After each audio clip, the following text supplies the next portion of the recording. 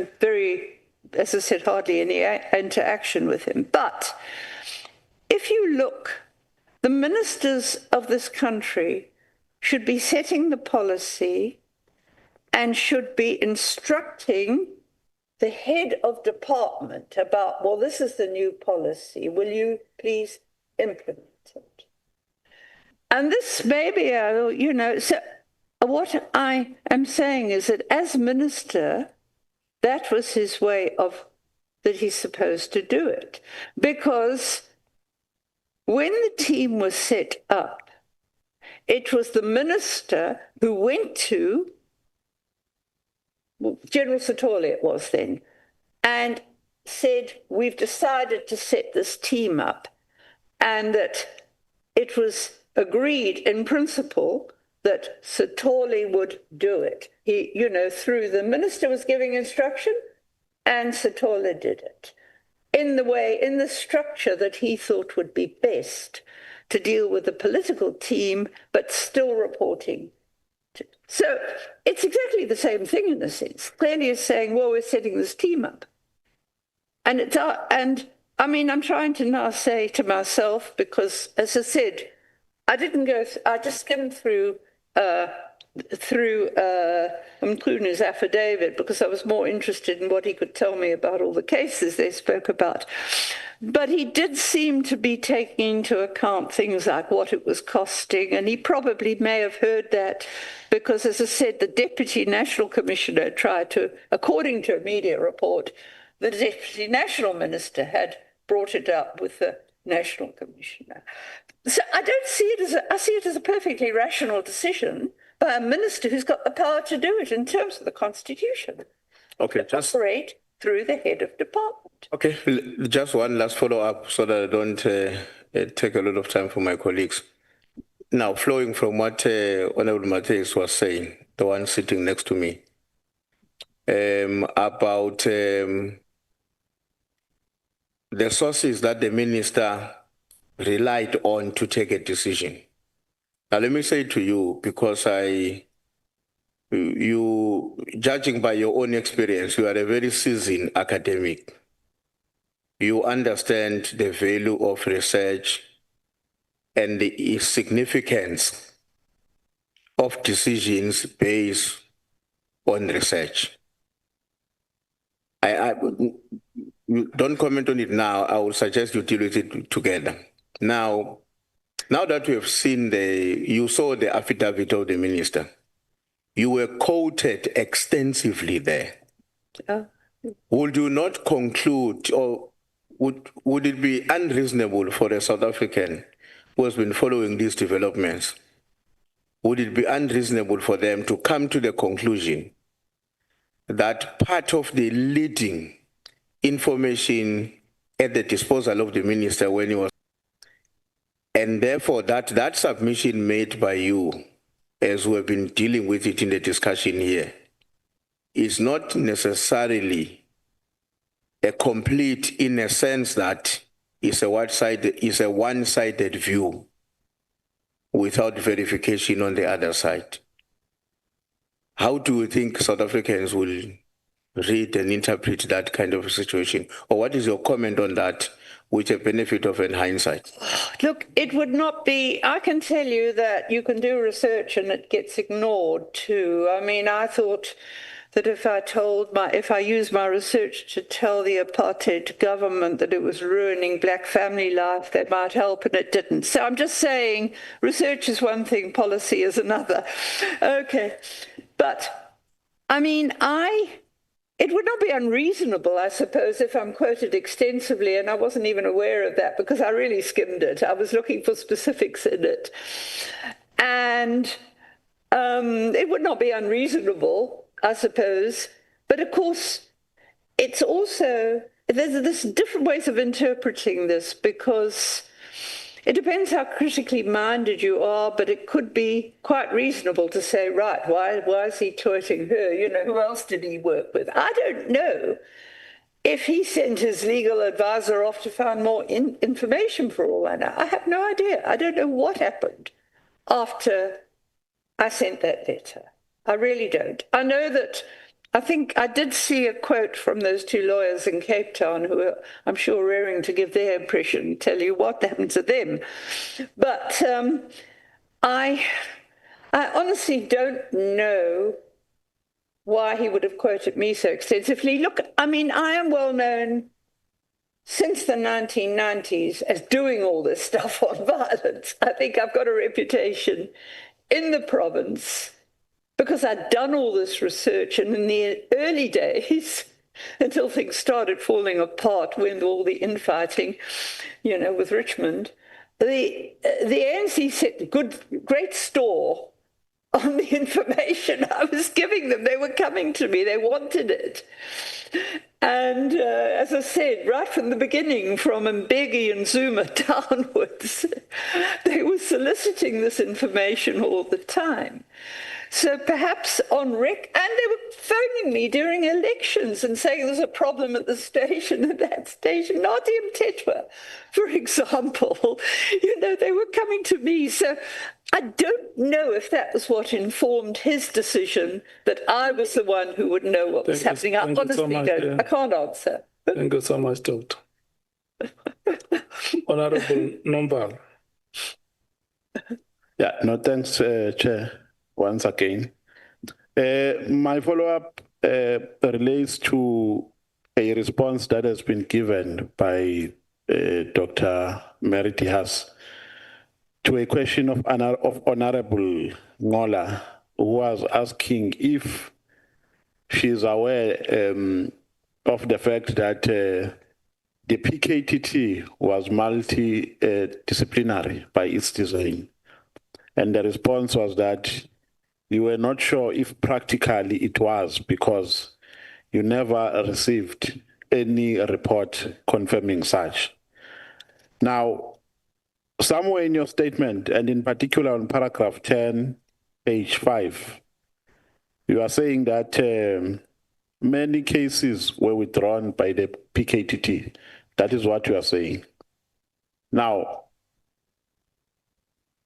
do you agree with me that when a docket is in possession, or when the docket is in the hands of the NPA, it's only prosecutors who can withdraw cases? Yeah. So when you say here on paragraph 10, page 5, cases were withdrawn by the PKTT, what do you mean?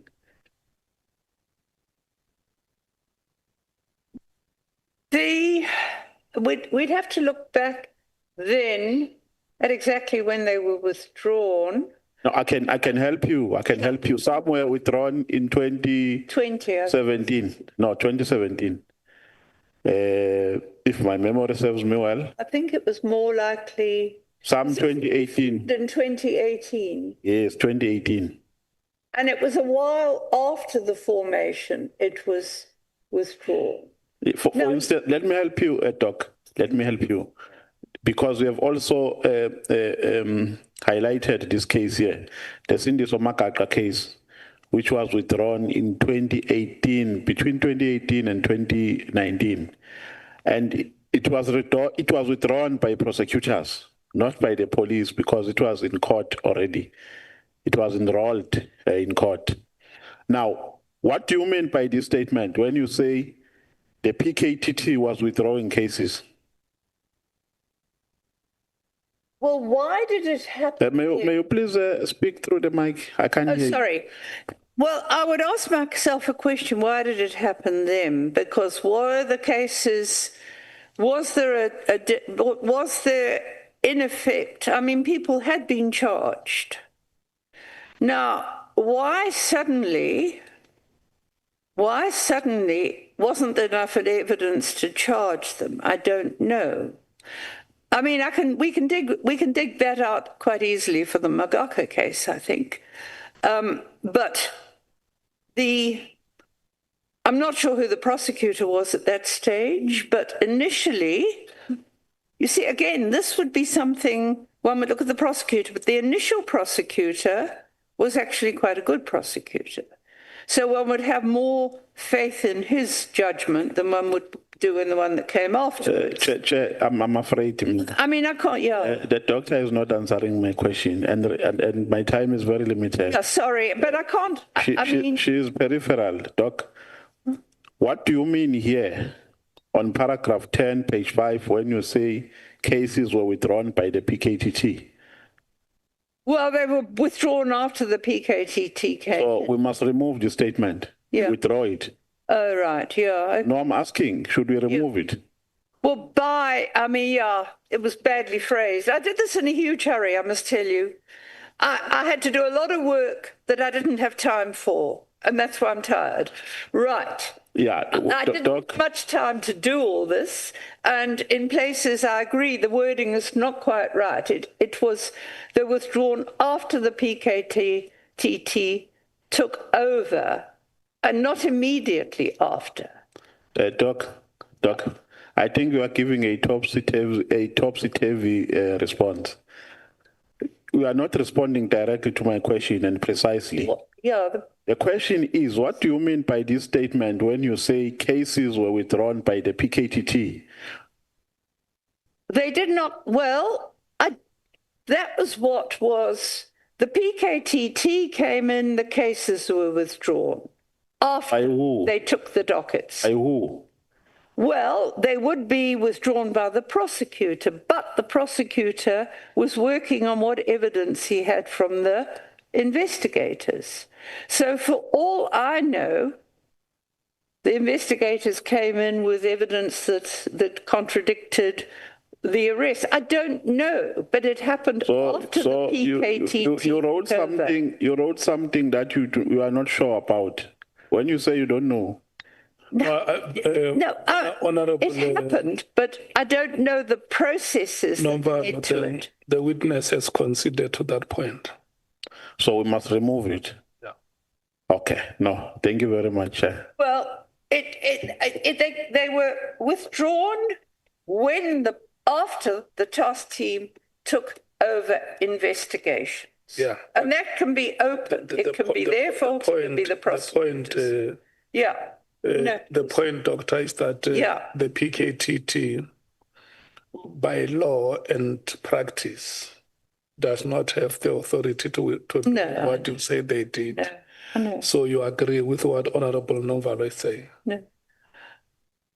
I agree in the sense that I don't know how the decision was taken, but it was after the PKTT took over, because they were working with the prosecutors. The bottom of it is that it is not the decision of the PKTT. No, and that is why you say you also do not know how the decision was arrived at. Thank you. Yeah. Honorable Skosan, you are the last, and then we go to Honorable James. Thank you, Chair. I just wanted to make a follow-up question. I think Honorable Matthys, when he started, she started by asking the academic credentials of Mary Haas. Am I right? The academic? Sorry. Your academic credentials. Yes. Yes. Now, you studied at the University of Natal, am I right? Pardon? You studied at the University of Natal. University of Natal? Yes. Yes. That's where you got your anthropology. Yeah, those were anthropology degrees. So you had your master's on social science, am I right? Yes, research masters. And then the Rhodes University conferred you with LLD honoris causa, am I right? Yeah, that was Rhodes afterwards. Now, because you are given a frequent public commentary on specialized policing, intelligence, and criminal justice matters, it's very important for us here in Parliament that we must distinguish between your end academic qualifications and the honorary recognition you received then. Now, as from now, as you know, Rhodes University can call you, inverted commas, a doctor. But in Parliament, it must be very clear that you must be referred as Mr. Haas here. Am I right? You can do either. Some people do use that honorary term. No, Doc. But yeah. I said we were calling you Doc P before, but I want the public and Parliament to capture that in Parliament here, you are not a doctor, you are Miss Haas. Whatever. I don't care what you call me. No, it can't be whatever. I can't be called a professor as well. No. I just want us to capture that. Let's not argue about titles, Jali. Just go straight to the point. No. My point is that I'm making a follow-up question on that. Nothing else. Hence, I can't call the chairperson a professor.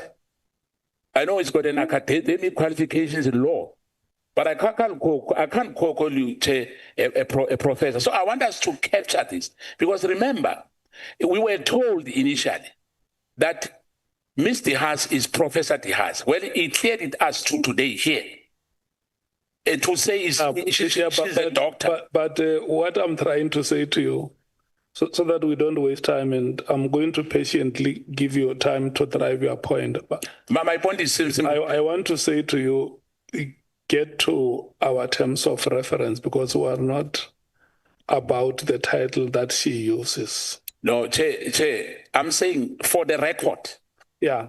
For the record, because you can't say to me, next time we are calling somebody a minister who is not a minister, and say, no, we should not worry about that. So what you are saying is that the university that conferred her the honorary doctorate and call her a doctor, yes, is fine. Can address her as doctor. Yes, it wrote, yes. But as in Parliament outside the premises of the university, we are not bound to address an honorary, a recipient of honorary doctorate as doctor.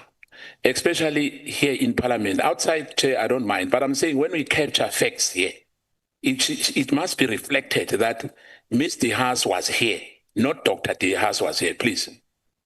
So you are trying to say that the university just decorated her?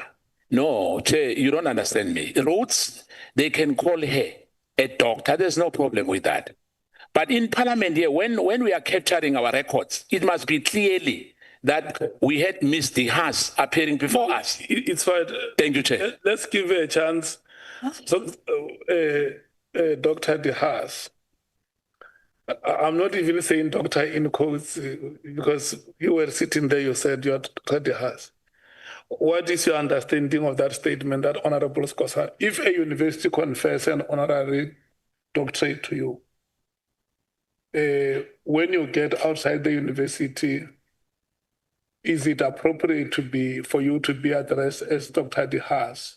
Well, some people are and some aren't. It seems to vary as far as I'm concerned. Okay. As from what I've seen, I don't usually use it, and I'm so sick of saying to people I'm not a professor. I mean, I probably have to go and get all my publications and get a doctorate for them, because I've got enough publications there that I can take them and say, can I just convert it to another doctorate? Yeah, no, it's but I mean, it's just such a trivial thing. Yeah. It's meaningless. I don't know. It's just a digression from more important things. Yeah. No, Chair, please, Chair, protect me. No. I said because she doesn't possess doctorate. That point, Jali, is driven. I just want to check. She never had a research on doctorate. Yes, please, I want to check please. What is the practice in the profession? If there is any South African who knows, who can help us. Well, may I just explain what happened to my doctorate? I started it in the 1980s. I was diverted because I got an offer from the Human Sciences Researcher to get money to research. Yeah. So I put it aside. I then wrote I wrote chapters on the theory of the time. And then I got caught up in all this violent stuff. No, it's fine. And it went on and on. I did 4 different theoretical. Let's stop it here. It's something we'll come to at the end of the proceedings. Thank you, Chair. Maybe we can be assisted on that one. It must not. There's nothing silly, Chair. It must not derail our meeting. Look, you have not completed your doctoral degree. For good reasons, I may tell you. Very good reasons. That is acceptable. It's fairly reasonable. Honorable James, it's now 20 minutes past 20 hours. Your time will expire at 20 minutes before 9 with a discretionary 5 minutes from the chairperson. Thank you, Chair. I don't think I'm going to need those 5 minutes today. All the questions has been asked, everything that I've written down, everyone has asked my questions. Dr. Mary, your complaint, your instruction to the minister, I need you to focus. Dr. Mary? Yes, I'm listening. Sorry. Oh, okay. I wasn't listening in my microphone. Okay. Your instruction, your complaint to the minister has caused great havoc in our country. Do you realize this? We are now having to pay 4 ministers. Well, how was I to anticipate that? I didn't think anybody would do anything about it. I just wanted to put on record what they were doing. How do I know? How can I preempt this? Am I getting blamed now for this mess? But I mean, that I wasn't responsible for Mkhwanazi going out that public. Not your instruction? What do you mean? How can you be blamed for all of this? Your instruction, you instructed the minister instructed the National Commissioner. You should be rejoicing. You should be happy because that's exactly what you wanted. Is that not so? I didn't instruct him. I asked You instructed him. I can't instruct a minister. You did not ask him. You instructed him. Paragraph 1 of your letter I asked him to instruct the You did not give him a view. You instructed him. You have no right to instruct a minister. And the minister, in turn, instructed the National Commissioner. Let's not get it wrong. What is the wording of my letter there? Yeah. I mean, Okay, Doc. James, as the acting chair, can you calm down? Don't breathe onto each other's neck.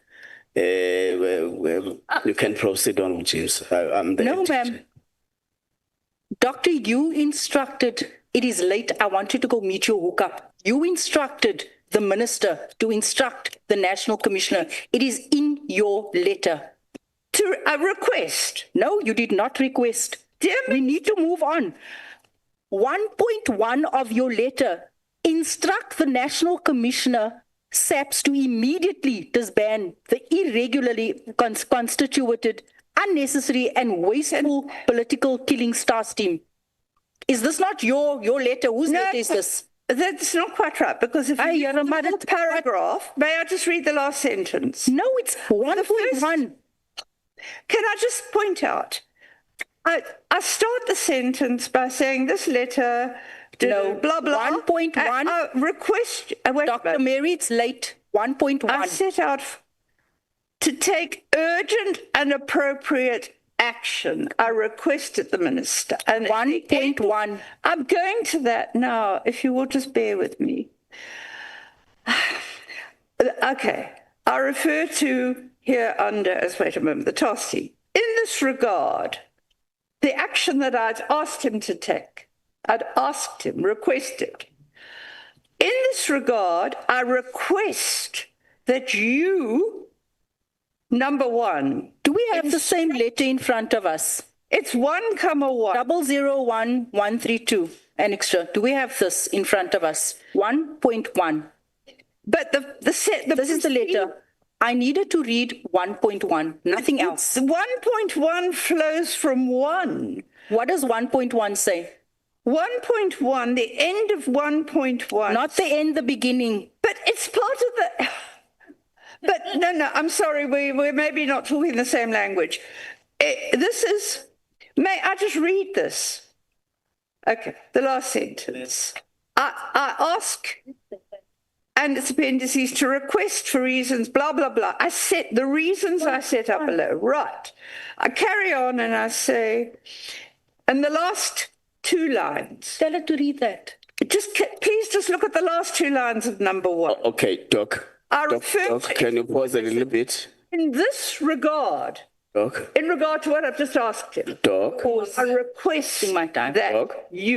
Doc, can you pause there? Can you please pause there? Yeah, I request that you instruct the National Commission. Doc, calm down. Please pause there. we are intervening because we see that you are not getting each other. Honorable James is referring to the letter you wrote to the minister on the 31st of October. Now she's referring you to a paragraph in the letter, which is 1.1. Can you read it yourself out loud? I can read it, but it's a 1.1 which follows directly from 1, the things I am requesting the minister to do. That is the meaning of... You can read 1 and read 1.1. Doc, you can read 1 and read 1.1, both of them. All right. Let me read the whole thing. This letter and its three appendices is to request that for reasons that I set out fully below, you take request that you take urgent and appropriate action to deal with the abuses and gross wastage of personal and financial resources by the irregularly constituted political killings task team. In this regard, I have in brackets, I refer to here under as the task team. Right. New sentence. In this regard, I request, I don't instruct him, I request that you, 1.1, instruct the National Commissioner, SAPS, to immediately disband the irregularly constituted, unnecessary... Okay, stop there. Thank you. So thank you. That's Thank the you. sentence. That's the sentence, yes. Yeah. You requested him to instruct. Yeah, I'm requesting... It's an instruction. You are saying that the minister must instruct the National Commissioner. I'm asking him to. I'm not instructing him to. I'm asking him to instruct the National Commission. Professor, when one reads your letter alongside the minister's directive, right, it becomes evident that your letter formed the foundation of the minister's decision. Right. It becomes evident that your letter formed the foundation of the minister's decision to disband the PKTT. You give 3 reasons in your letter, written the end of October. The minister writes end of December. You give 3 instructions. You give 3 instructions. Your first paragraph says immediately. The minister gives 3 instructions. In his letter, it also says immediately. Is that a coincidence? Look, you both give 3 instructions. Incidents. Both as immediately. Say to the minister, you need to allow me to finish so that you can go for your hookup this evening. You need to allow me to finish. Sure. You give 3 instructions. Yeah. The minister gave 3. Let me help Honorable James. Yeah. How do I know what the minister's going to do? I can ask. I'm asking. I don't instruct him, I'm asking him. Look at me. Yeah. Look at me. Yeah. Honorable James is talking to you. Okay. Yeah.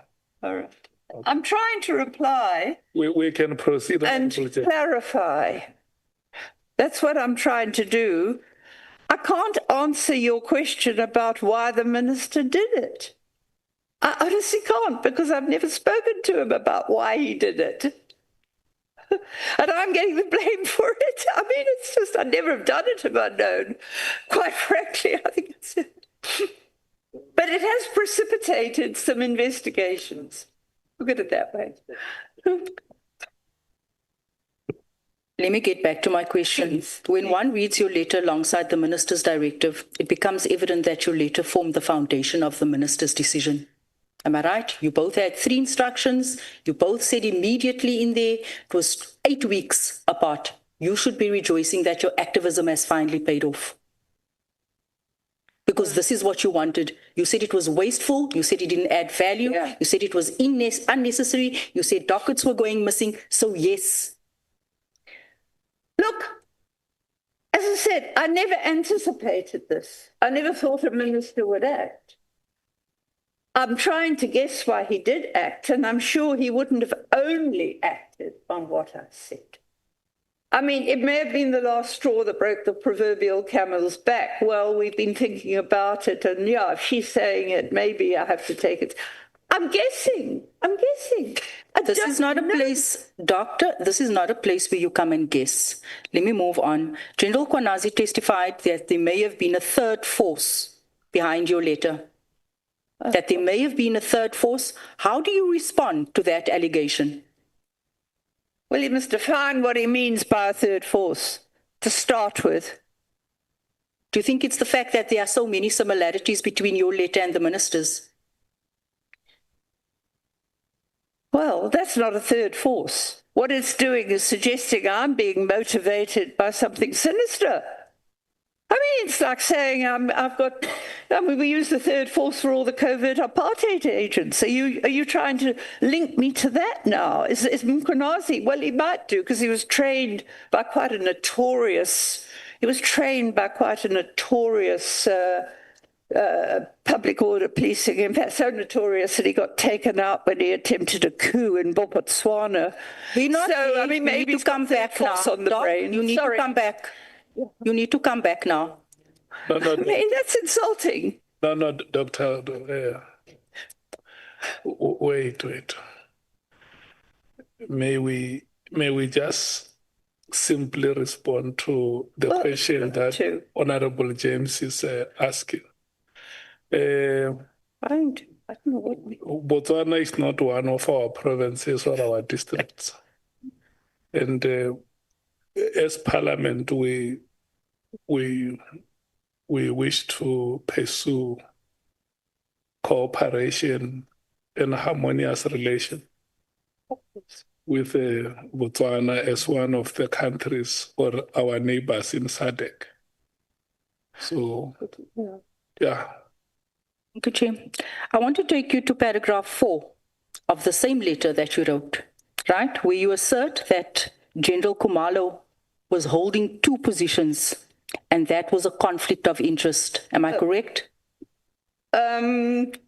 This is in my statement, right? You actually also mentioned it earlier on, that he was holding 2 positions, it was conflict of interest, and it just wasn't right. It's never been done, it's never been heard of. That's what you said in your letter. I mean, I have complained about his holding 2 positions, because at that stage, when I wrote this letter initially, he was believed to have been running the task team, but although he wasn't running it physically, he was in operational response. He was managing it. He was managing it in terms of a project manager, but he was also then holding the position of head of crime intelligence. And that isn't, I've tried to explain why it's a conflict of interest, because both of them involve financial disbursements. And it has to be very clear to people that they're separated and there's no overlap between one lot of disbursements going to another. Dr. Mary, what would you say if I put it to you that that assertion was factually incorrect? He was not holding 2 positions. He had his position and he was deployed to head up the political killings task team. He was not holding 2 positions. You were misleading this House and you were misleading the public, saying that General Khumalo was holding 2 positions. He was not holding 2 positions. I was told that he was in operational response. There was a special task team set up to deal with the political killings, and he was deployed there as a result of his skill set. He was to go and assist. He was deployed as a project manager, which that doesn't mean he's holding 2 positions, ma'am. That does not mean he's holding 2 positions. De facto it is, because in both was handing money. Both he of has them involved. On his letter of employment, he has 1 position. You cannot employ someone twice. What was he in his? No, you must tell me, because you said that it was unethical. You said there was conflict of interest. So you must tell us. I've told you and I'm putting it to you that you are factually incorrect. I was told initially that... Told by who?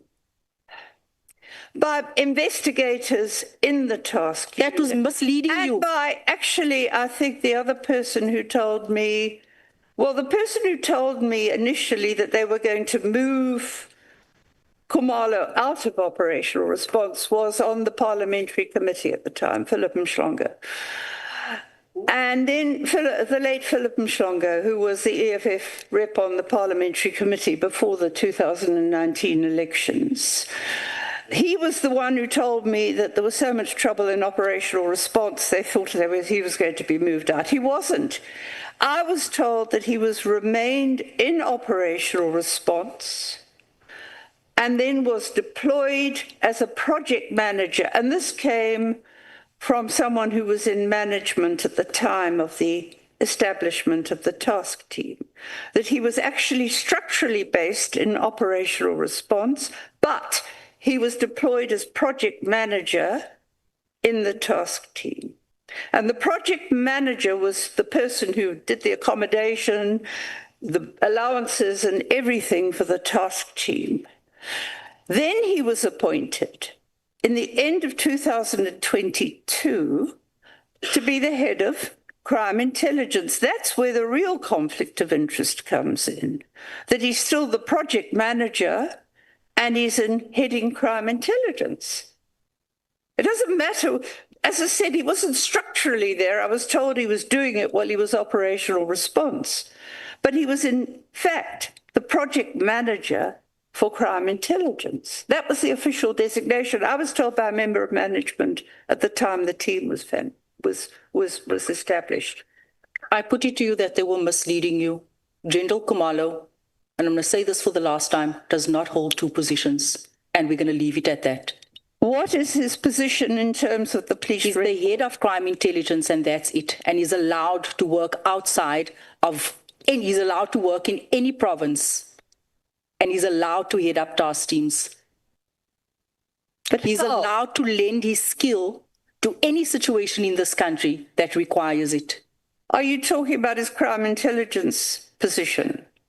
I'm sorry, I'm trying to understand. I was told he'd remained in operational response. So I'm asking you who told you that so that we can call out that person who's misleading you. Well, he does not hold two positions. He has one letter of employment with only one position. How do you know it, sir? Let me tell you something. Mary. Let me tell you something.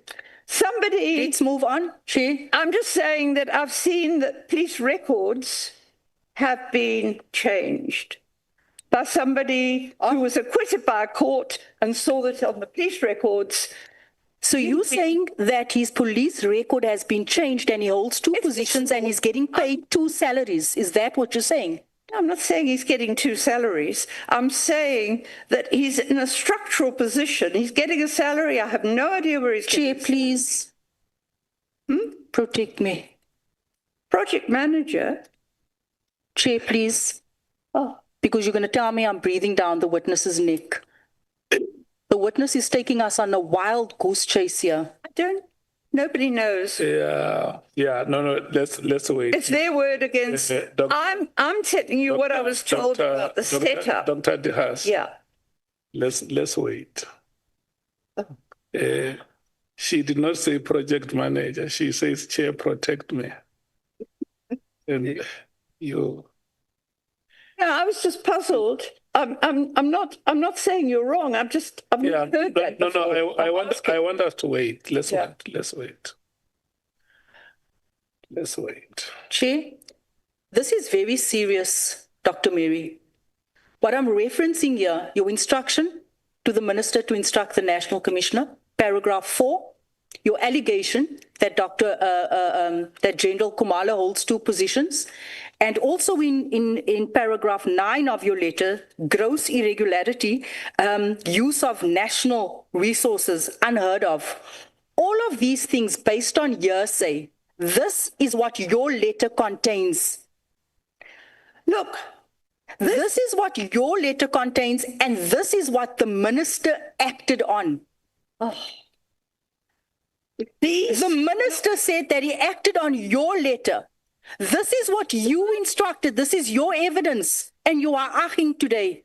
No, I mean, I reported in good faith what I got from credible sources. Khumalo was present with the task team, whatever his structural position was. Dr. Mary, we are meant to probe this letter. We are meant to probe what you put in this letter so that we can understand why you put it in here. That's what I'm trying to do. I'm referencing all your paragraphs in terms of your ask to the minister, and I'm putting it to you that it is incorrect. I'm saying to you that you cannot have a conventional response to unconventional patterns of crime unfolding in this country. You are saying it is unheard of. Everything that you have said here today goes back to the 80s. You are stuck in the 80s way of policing. I'm saying to you, we can have task teams. I'm saying to you that we can have national units deployed to provinces. I beg your pardon, I'm not stuck in the 80s. I'm stuck in what I learned about policing in the 90s and how you dealt with task teams. And before the policing went downhill after 2000. Dr. Mary, this is no laughing matter. I'm sorry. This is no laughing matter. State security has been compromised because of this letter. We're having to pay 4 ministers. We are suffering as South Africans because of this. And you are laughing. Sorry. This is serious. I'm trying to make sense. It's very serious. Don't let me get started about the Cape Flats and our children that's on drugs. And you giving this minister this letter. But, I mean, it's not my fault that General Mkhwanazi decided to throw the cat among the pigeons and make all these allegations, because remember, they are allegations. And when I wrote this letter, everyone was telling me that Khumalo was handling the task team stuff. Right. The crime intelligence people were alleging that they had no money because it was going to the task team. I'm not able to look and verify police records. You know, you're not even able to verify the content of your own letter. What else? You're not able to verify your sources. You're not able to verify anything in here. And I'm going to leave it at that. You have misled even the minister, but you have proven to us who he really is, that you can actually mislead and guide him into taking incorrect decisions. Thank you, Chair. Okay.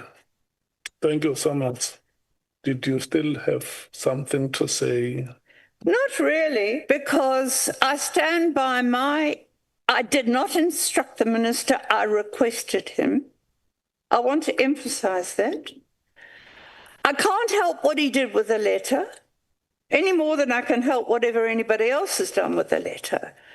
But I take exception to my being blamed for state security. I can tell you there's so many sinister things going on in our province that's where you should be worried about. Honorable Nhlanhla. Thank you very much, Chair. Just one follow-up on what Honorable James was trying to lead. Doc, we've got your letter of the 31st of October 2024. And paragraph 1.1 of that letter reads as follows. I request that you instruct the National Commissioner, SAPS, to immediately disband the irregular, constituted, unnecessary and wasteful political killings task team and send its investigators back with the detective units established provincial and national in terms of the SAPS legislation. Yeah.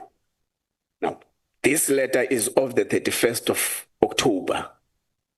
The letter of the 31st of December by the minister uses the same terminology of disband immediately, that which you used in your letter on the 31st of October. Wait. 2. The minister is on record here saying part of the plan is to take those that were in all the information or the work that was done by the PKTT to the murder and robbery unit, which is what you are saying in paragraph 1.1. 3, the minister is on record saying part of the basic reasons they to dissolve the PKTT is on the basis of the expenditure, which is what you are raising in your paragraph 1.1. So do you think that this letter you wrote on the 31st of October 2024 actually influenced the decision of the minister to dissolve the PKTT? I don't have any evidence. Before you respond, Sorry. Number 5, on the sworn statement of the minister on page 23, he also uses the words that you have used, that the PKTT was irregularly constituted. Yeah. No, I've said that. I've said that all along, that it was irregularly constituted. If it wasn't having a clear line of reporting line with people in relative positions able to evaluate the detectives. And I think when I didn't say murder and robbery, I mean they had come. A lot of those members had come from stations all over the country, and they weren't even necessarily detectives. Those that were detectives should be going back to where they were based as detectives, and those that were not were in the provincial teams. We had 2 different provincial teams, and they should go back to the provincial. That's all I was asking. I didn't stipulate where they should go. No, Doc, you are not answering. No. 31st October. You write a letter using a certain terminology or wording. 31st December, the minister writes a letter using the same wording. Last month, the minister appeared here, and in his testimony, he is using the same wording. Now we're saying, did your letter of the 31st of October influence the decision of the political killings task team? Well, I can't say yes or no because I don't know. All I know is it presumably influenced him, but I don't know if it was I can't say it's the only reason he did it, because it seems that he'd been looking at finances, from what I recall, before that. I mean, I don't know. And now I'm getting blamed for destabilizing South Africa. I mean, truly. I mean, No, it's not. I mean, that's what the Honourable James is saying. But they're not apportioning the blame.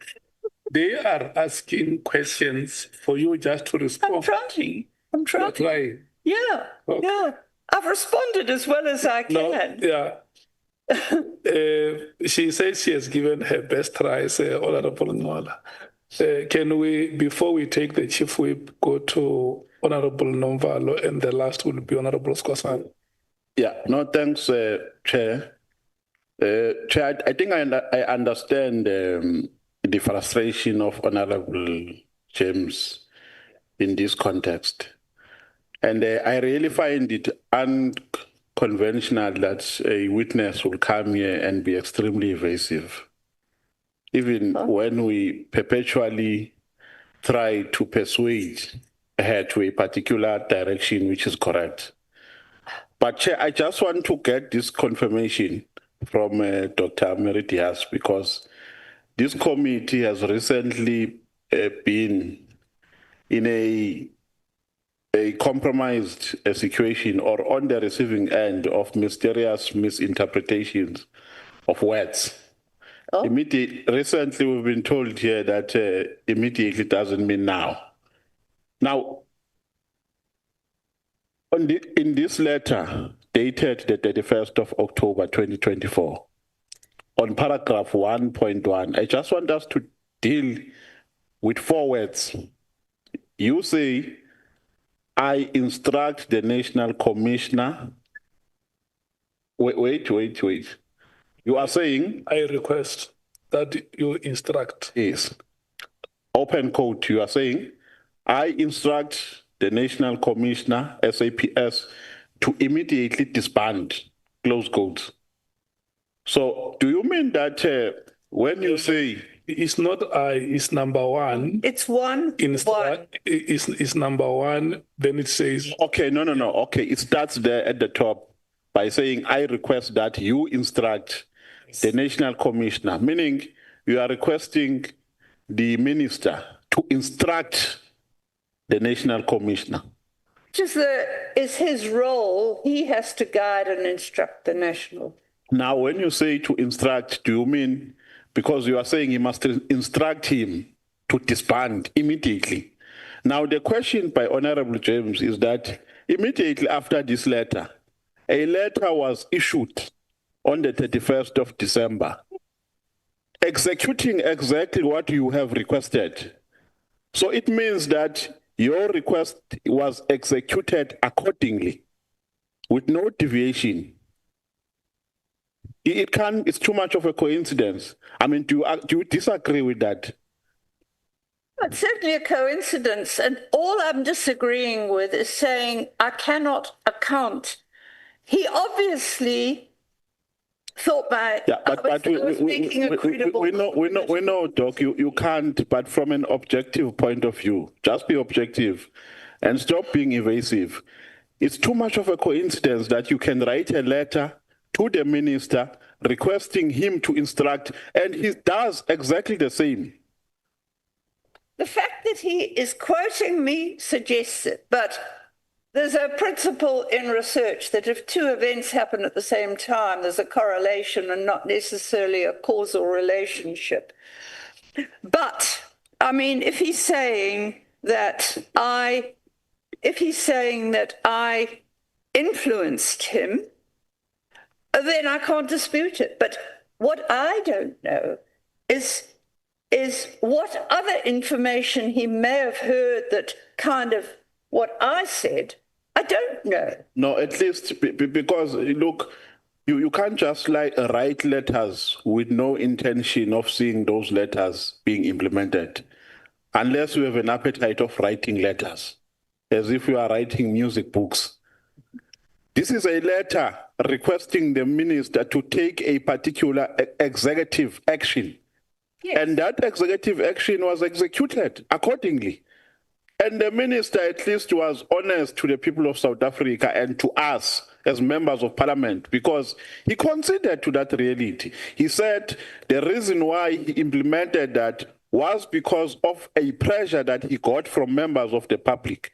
And that pressure included your persuasion to disband the PKTT. Now, why is it so difficult, ma'am? We are not going to lose anything if you concede to that fact, to a reality that your letter influenced the decision of the minister. I'm not disputing that. Yes. I'm saying I don't know what else he took into consideration. But it was part of factors which influenced his decision on the 31st of December. Yes, I mean, exactly. And I can't. Then what is a problem here? What is the problem? No, let's pass the microphone. Yeah. Oh, thank you very much. But I mean, I'm not disputing that he's saying it. Thank you. You have considered to. Yes. Yeah. Honorable Skosan. Thank you, Chair. You know, I think this was raised earlier, but I want to make a follow-up on Honorable James, because I've raised that earlier, Chair, that in paragraph 15, Ms. Haas, you said that you expected the minister to do nothing. You remember that? Yes. In paragraph 16, you expressed shock that he acted decisively and disbanded the PKTT. Now, my follow-up on that would be, how do you reconcile portraying him as both unresponsive and decisive? I mean, that's a contradiction. Let me explain. I've done a lot of lobbying of people in government and got nowhere. Okay, and the last minister had been running around acting like the National Commissioner himself. I did not have big expectations that a minister would act. Basically, I mean, he's a very different operator to the last minister, as I said, based on what I recollect. He was not the person running around and doing things for, running the police himself. From what I could see, he was proceeding cautiously. I mean, at one stage there was a quote that said, he was decrying the fact that the Intelligence Oversight Committee, he said the intelligence needs oversight. Now, that was quite a sensible remark to make, because we are. If you think I'm stirring things up, we don't know what those intelligence operatives are doing that can undermine us. Okay, so I did not expect him to act, because I had no expectations of it, and I was actually amazed when I got the letter. And I mean, okay, it came from a WhatsApp group, but it was a letter. It was an official letter. It wasn't an allegation. It was an official piece of paper. But, yes, my question still stands. I said, how do you reconcile the two, unresponsive and decisive? And even at the end, you said yourself that in the last 24 months, the last time you communicated with the minister, it was almost 2 years. It's in your statement. It's not me who says. No, it was the last time. Can I just repeat? I communicated with the minister telephonically when the elections which the ANC won in the province, which was 2004. Then he went on to do other things I had no connection with him with, okay, including a premier at one stage. I think my colleague Paula Sulu did.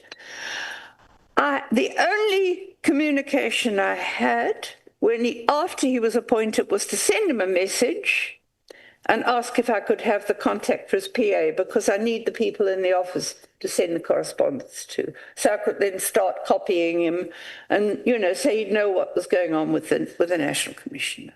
I did not speak to him until a month ago when I passed a message on. That's all I did. Now, you are telling me, as I understand it, that I'm not giving you enough information. The only information I have explained that I cannot give is the identities of people who give me information in confidence, and that they are largely police members. Thank you, Chair, because I guess that the answer is again evasive, but the witness as well.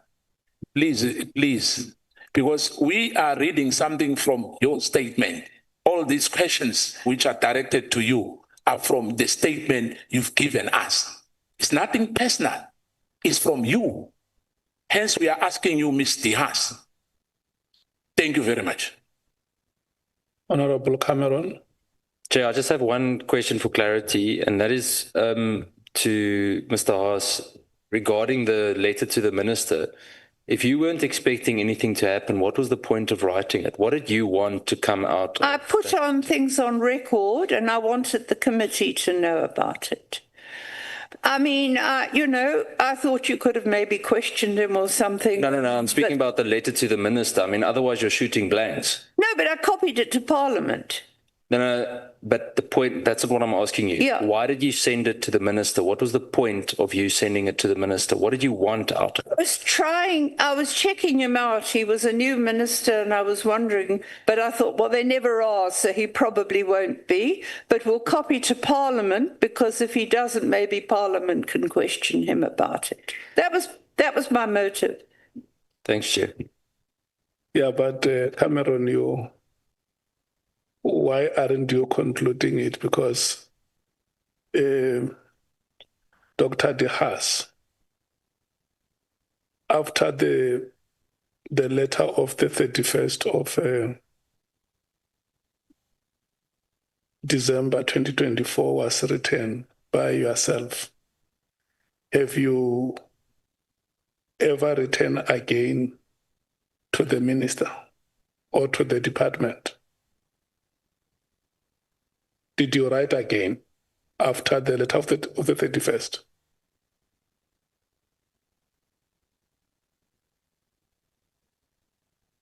Oh, sorry, me. Yes. Oh, sorry. Yes, I did. I wrote to to the police commissioner. Well, whatever I sent to you. Yeah. I wrote and I copied to Parliament that the task team was still operating. Yes, I'm saying after that letter of the 31st. Yes, I did. Which letter did you write? I wrote letters that I did forward. I think I was asked to forward all what I had, and I had written after the disbandment. I had written to I can't remember the dates. Though, but you the Masemola, I'd written to I copied to the minister, I copied to Parliament. The letter which you wrote to Masemola. Yeah. You were not advising or requesting him. What were you asking him in that letter? I was notifying him, or I was complaining to Masemola about the fact, and I was copying to him. Yeah. So he would know it, basically, and I copied, I think, to Parliament. What were you complaining about? That the task team was still operating despite the official disbandment. When it has been disbanded? Yeah. You wrote to the minister and say disband. I request you to disband. I'm just following up on what Honorable Cameron asked you to say. When you wrote to the minister, what was the purpose of your writing? Then you wrote, and then you responded to say, no, I just wanted to make him aware and to check him since he was a new minister in office.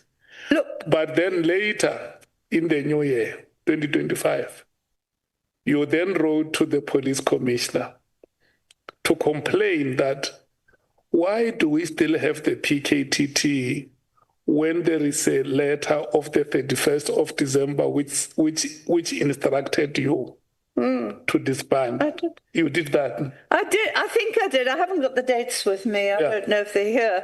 But I definitely wrote, because at one stage I wrote to him and I pointed out that they were abusing people in court. Yeah.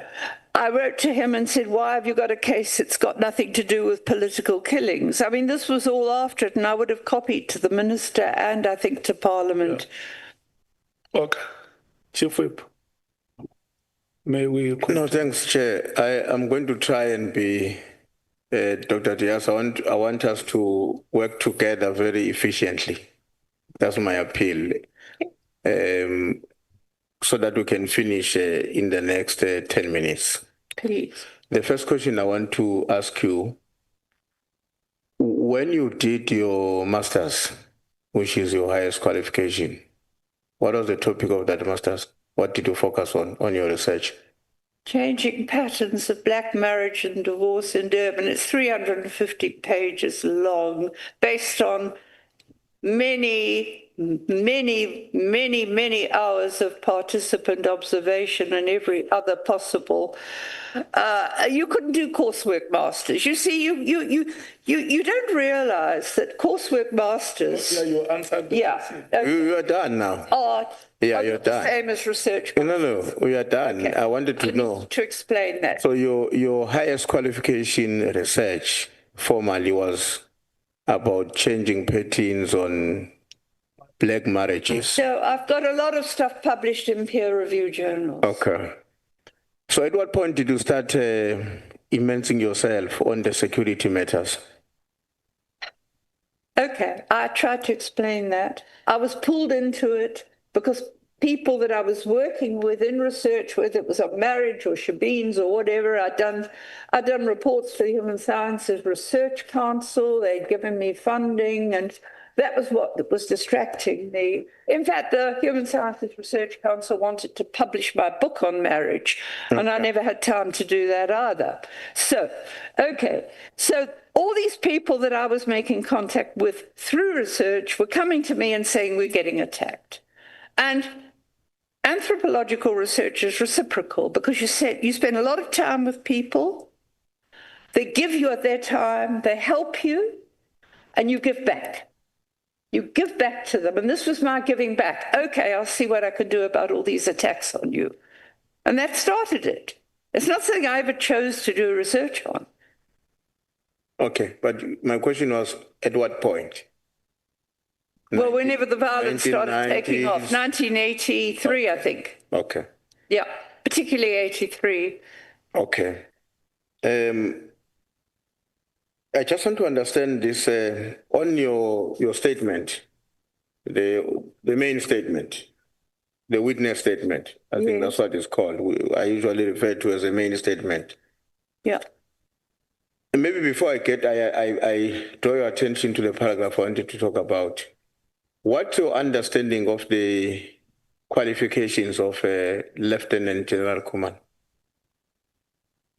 All I know is it's fairly well established that he had qualified, and I don't know if it was SAP or after the KwaZulu Police was formed. He was definitely in the KwaZulu Police. I think he probably had qualifications from the SAP. And if that was the case, they would take people, well, they didn't always take people with matrics. I can remember somebody was complaining to me, but he would have had the same training as the ordinary SAP South African police that didn't join one of the homelands.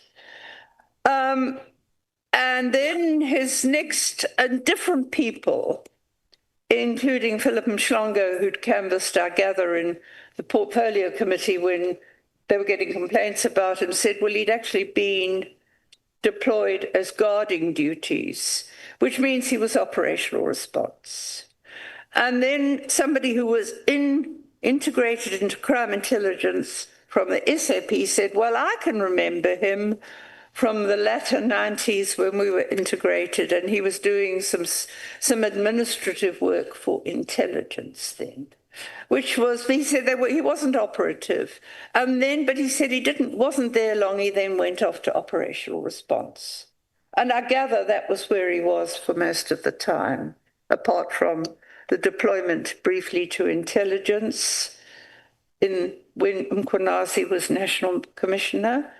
And of course, my information was that although he was deployed to the task team, he was still basically operational response. That was what I was told by a very senior person at the time of the establishment, or since the establishment, I can't remember. Okay. On your statement, 17.2, paragraph 17.2, you are saying a lot about the PKTT being irregular. Which laws were violated by the formation of the PKTT? It's not just, look. Or it's irregular in what sense? It's irregular in terms of any detective team I've ever come across, because a detective team, by its very objectives, is composed of detectives. It stands to reason that you get someone who's a detective, and I've tried to give you an example of the sorts of structures that were in place after the end of apartheid. So it's your contention that the 126 people you are concerned about as a number were without dictative capabilities?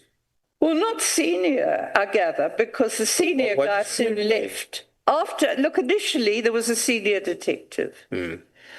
I'm concerned about the number, because why do you need such a big number of people in one province? None of even the investigative task team had about 30 people in, I think. But did it's necessary even.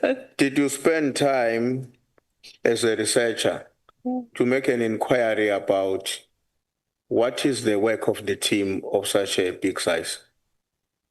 Or you concluded that because in the past, teams were never constituted to such a number, therefore automatically this one is irregular? Oh no, it wasn't the number per se. It was the strange structure of it, that you had it.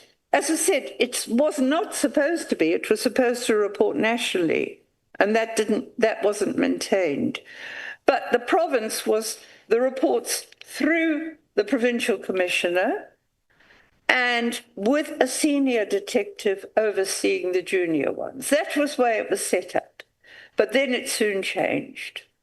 So the irregular parties that it was reporting to the province or national, I didn't get you on that. The reports to the national fell away, although it had been set up to be overseen through reports by the head of detectives now. How did it fall away? Because you still have a coordinator who is occupying a national position, a substantive position at a national level. Well, this is what I don't understand, because the man who took over from the first one was called Mkhwanazi. He occupied that position, and it's impossible to check because he died of poisoning, actually. But that's beside the point, but he's dead.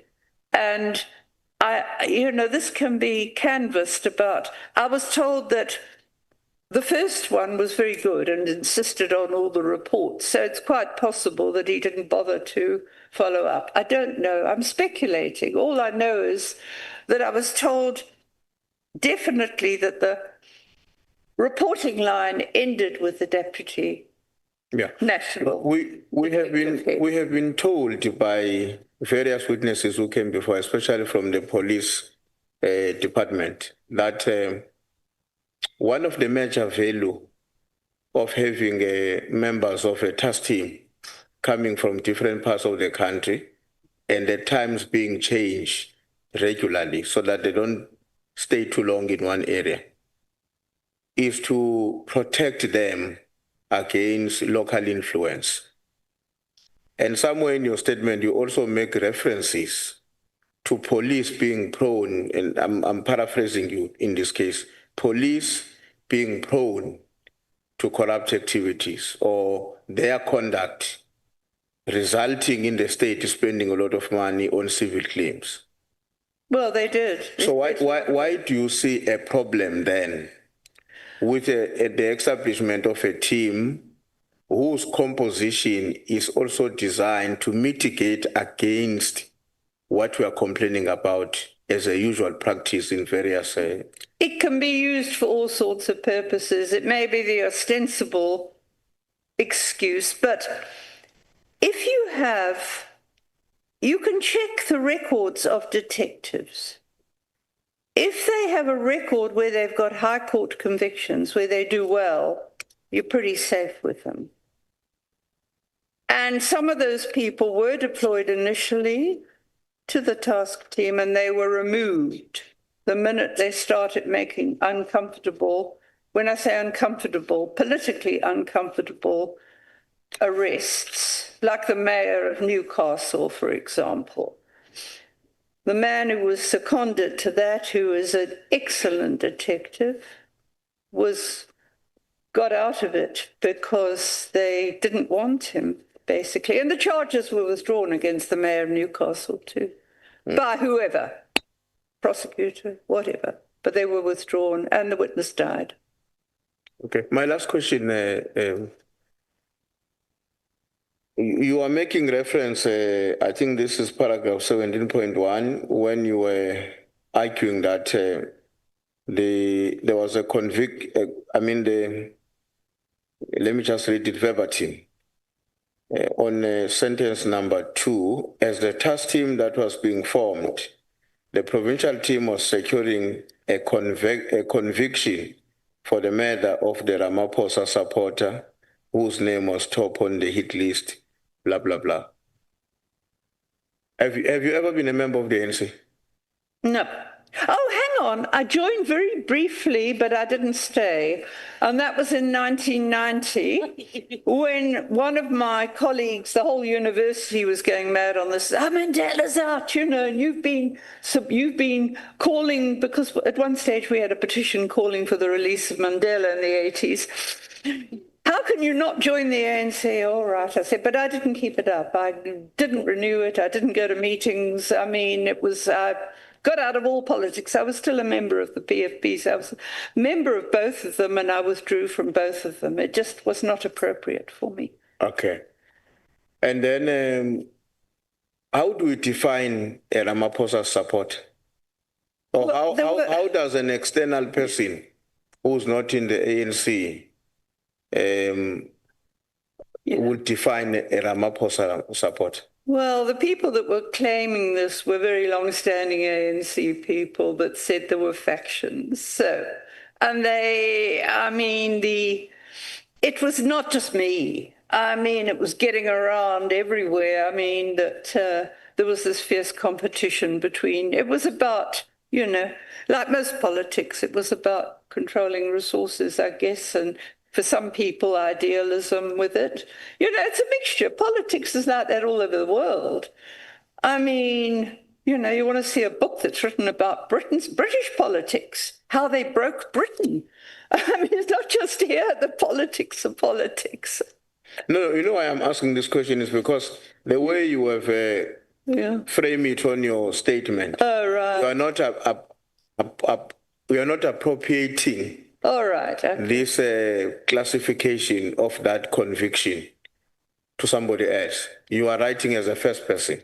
Yeah, so that's why I'm asking you, because in the statement you are not saying, I was told, I happen to be made aware, or anything of that sort, that therefore the person who was being convicted was a Ramaphosa supporter. What's his name at top of the hit list? Somebody sent me the hit list that was alleged. So somebody sent you a hit list, and the title of the hit list was Ramaphosa supporters. Yeah, the hit list was circulating. It was even, I think, in the media that there was a hit list circulating. But I mean, his name was top of the list and he got killed, and another one there was an attempt to kill, and then they got rid of the municipal manager who was in the wrong political camp. Yeah. Okay. No, I wanted to understand that because I was a bit unsure what is meant by that, the way it is written on the statement. Thank you very much, Chair. Thank you, Chief. Honorable Skosan. Thank you, Chair. I just heard Mr. Haas saying he was a member of PFP and the ANC. Quite interesting. But I wanted to find out, Mrs. Haas, because you wrote to the National Commissioner in February, and you were so lucky that you wrote a letter to a minister, and the minister disbanded the PKTT, your first letter. Yeah, I mean, I was astonished. I hadn't expected it. Yeah, hence I don't want you to go there, because remember, we went about being decisive, and you remember. Let's not go there. Now, why were you so pushing? What was your interest in this matter? Why were you involved in the police operational matters? What was your interest in all this issue of the police? And who's funding you? I'm just now trying to find out from you, because I hear you talking about resources and what. Who's funding you, Mr. Haas? Nobody's funding me. Nobody has funded me since 2005, apart from whatever I get for writing academic articles that gets some money put into my research code that can only be used for academic activities. No one has funded me since 2005. That's the first thing. What drives me? Well, I don't know why it sounds so strange. I have a passion for justice because I deal with people day in, day out. All they want is justice and they're not getting it. So that's what's driving me, not the money. I'm paying myself for this. I'm risking my life for it. So are you not working with any NGO or any civil society? No, I'm not. I'm not a member of any of them at all. I mean, no. I have I don't really work with any of them. The only people I'm in is a Navi Pillay research group, I'm not teaching. I am part of being an honorary research fellow because I write academic stuff. Yes, but my question is this. Are you not working with any NGO on your research? You are funding yourself. No, I'm not. I'm independent. Yes. Completely independent. So there's no one who's funding any of your work. I'm not a member of, hang on a minute, let me just think. nothing to do with NPOs. I mean, I interact with the local Amnesty International group because I've known them all for years. Okay. Who else? I mean, it's one thing to support people in an NPO, but I'm not involved in it. Let me put it this way to you. Are you comfortable for your gadgets to be taken from you? No, I'm not, because there's private information on that. No, we will apply. We know how to do it. We'll get a court order.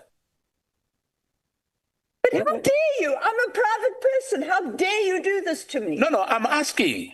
I'm asking. I'm not saying I'm going to do that. I'm saying, are you comfortable that if the police have to take your gadgets like any other one, because there's probing in yeah.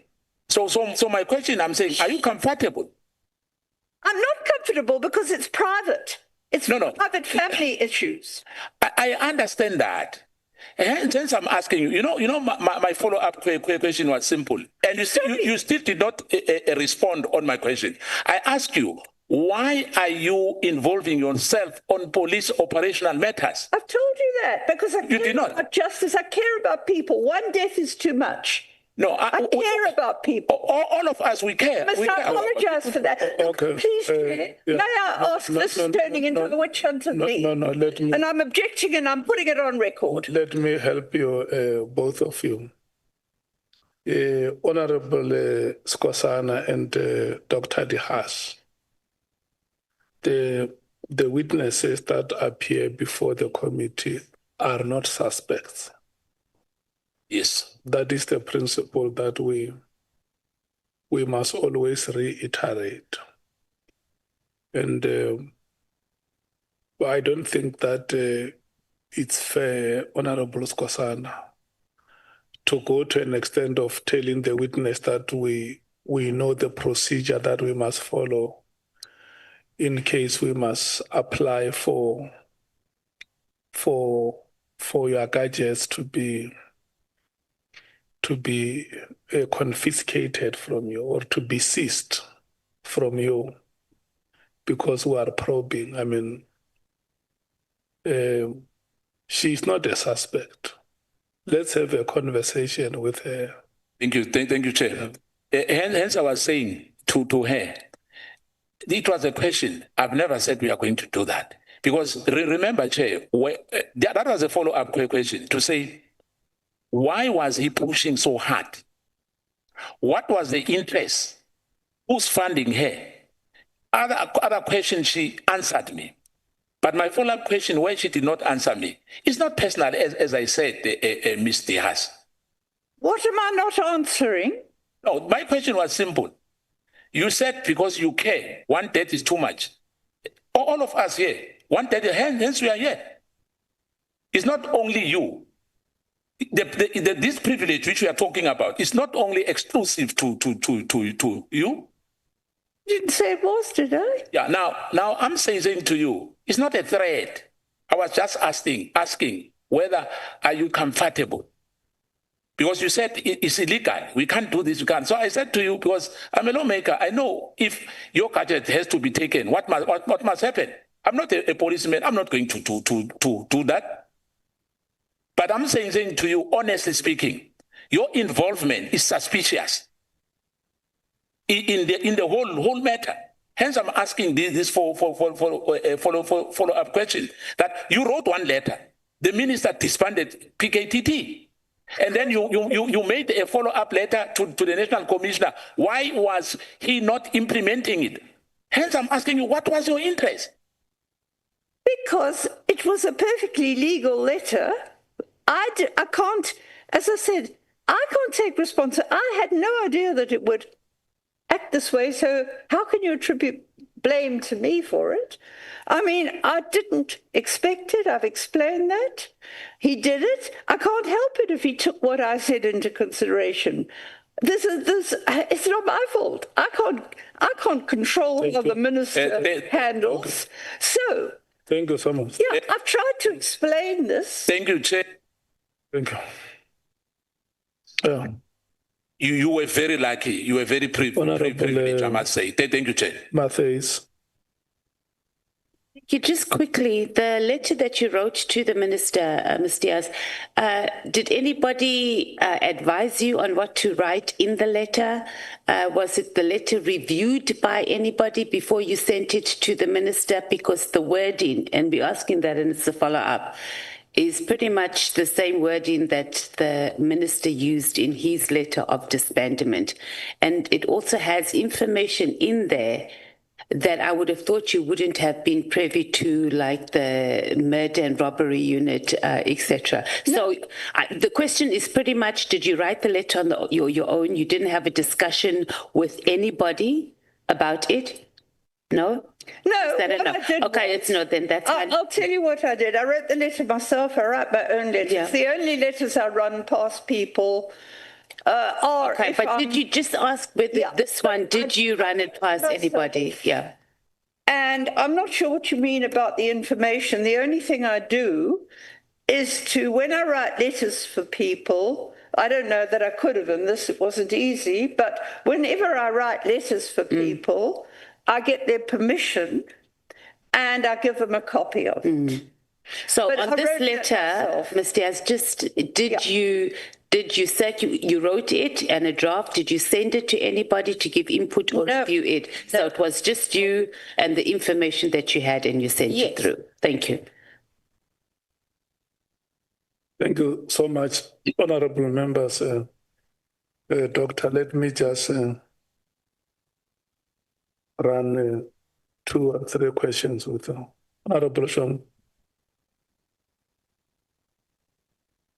No, you have said that you are not asking questions. Eh? I didn't want the Meridias to die on my hands, Chair, but I'm ready to ask my questions, Chair. Thank you. May I just comment? You don't need to take my phones. I've had to cancel all the interceptions on them at least once. Illegal, of course. I didn't get that, Danny. Sorry, I said you wouldn't need to take my phone. I've already had to cancel all the interceptions on them. That's Kosana who takes phones. Yeah. I'm trying to make a joke of it, sorry. Just to ease the relationship between us. All right. Goeienaand, Danny. Goeienaand. Do you speak Afrikaans? Sorry? Goeienaand. Do you speak Afrikaans? Who? Do you speak Afrikaans? I speak a mixture of Afrikaans and Dutch. My husband was Dutch. I've lived in Holland and I'm out of practice. I could speak Dutch fairly fluently at one stage, but okay. But I mean, it became a mixture of Afrikaans and Dutch, and I understand very well, and I haven't practiced for years, as I found out when I was in Holland last time. Okay. Quickly here, Ms. Diaz. You know, there is money that was budgeted for investigation on Premier Oscar Mabuyankulu. Is Mabuyankulu, ne? He was supposed to be investigated for his qualifications. So I think because the court has decided that we are no longer going to investigate him, would you mind if we take that opportunity, maybe put you in that slot and check your qualifications? Because something is not sitting well with me. Would you mind if we verify your qualifications? You can check my qualifications. I have no problem. Which are? Sorry? Which are? What are your qualifications? Just title. I've got a social work degree. I've got an honours in anthropology, which is the equivalent of the type of course with masters now. I've got a research masters and a whole lot of publications. I've been told I could just take those publications and say, they constitute a PhD. I just haven't bothered because it's not a big issue for me, but maybe I better. Did you study to be a doctor? This doctorate, did you study for it or it was... I was registered for a PhD, but I was doing so much teaching. Let me repeat the question, Doc. Sorry for that. You asked me if I... No, I want to know, did you study to be called doctor or it was you being honored or appreciated. I registered for a PhD that went on for so many years, and then I was awarded an honorary doctorate. Most of the stuff. Okay, no, I got that. Thank you very much. I wanted that on record clearly that you were being appreciated. Now, do you know doctorate? Do you know Paul O'Sullivan? Vaguely. He contacted me. I've had no dealings with him. What did he contact me about? Don't worry about it. I know what it was. He wanted to know what I knew about the police killing people. Okay. That's what he contacted me about. I don't collaborate with him, if that's what you want. No. Okay. Do you notice the similarities between you and Paul O'Sullivan? The fact that you both are running SAPS officials, but you're not part of it, you've never been trained, you're not even authorized to even enter. Do you notice the similarities? Listen. Yes, ma'am. I mean, there the similarity ends. I have worked with the police for years and years and years. And does that authorize you to instruct a commissioner, a sitting commissioner? I've never... or a minister per se? I requested the minister. Yes. Okay, you've been a teacher before, right? You've been a teacher. You have been a teacher before. Were you a teacher? Me? I was a lecturer at the university. Lecturer. Yes. Help me here. What is a verb? Help me here. What is a verb? What is it? A verb. Verb? A verb. A verb. Please help. A verb. Verb, yes. A doing word. It's a doing word. What did the minister do concerning to your 1.1? But we've been through this. Yes, I just want a straight answer. That's why I'm making it easy for you. What did the minister do? I'm asking in terms of a verb. A verb is a doing word. Please. So let's go there. Let's check what did the minister do there. The minister was instructed to disband PKTT, or was instructed to instruct the national commissioner to immediately disband. What did the minister do? Answer the following question. We disbanded it. I'm not sitting here disputing the fact that he disbanded it, am I? Do you take credit for that? Pardon? Do you take credit for that? No, that you did very well? Because I don't know if there were any... I cannot speak for the minister. How can I take credit? No, I'm just asking in terms of your letter. Do you take credit? Like I contributed to it. I don't know if it was more than me or not. Okay, Danny. Calm down, Danny. Calm down. You're asking me for evidence, and I can't give you evidence. No, I'm not asking for evidence. I'm just asking about your letter. Do you think? Yes. Do you take credit for your letter? Do you think your letter did something well? Well, it seems to have influenced him if he referred to it. I appreciate that. But what I'm saying to you is, I don't know what else influenced. I'm not privy to it. Do you think Minister Mkhwanazi is corrupt? Do you think Minister Mkhwanazi is corrupt? Well, I start with the assumption that almost everybody in politics is corrupt and they have to prove otherwise. Sorry about that. And they are sometimes proven otherwise. Do you think he must be fired? Sorry. No, look, I'm being a bit cynical there. I don't. He may or may not be. I have absolutely no idea. Do you think he must be fired? I don't see any reason to fire him. He was doing sensible things. He made enemies because he was also trying to clamp down on gun control. Okay.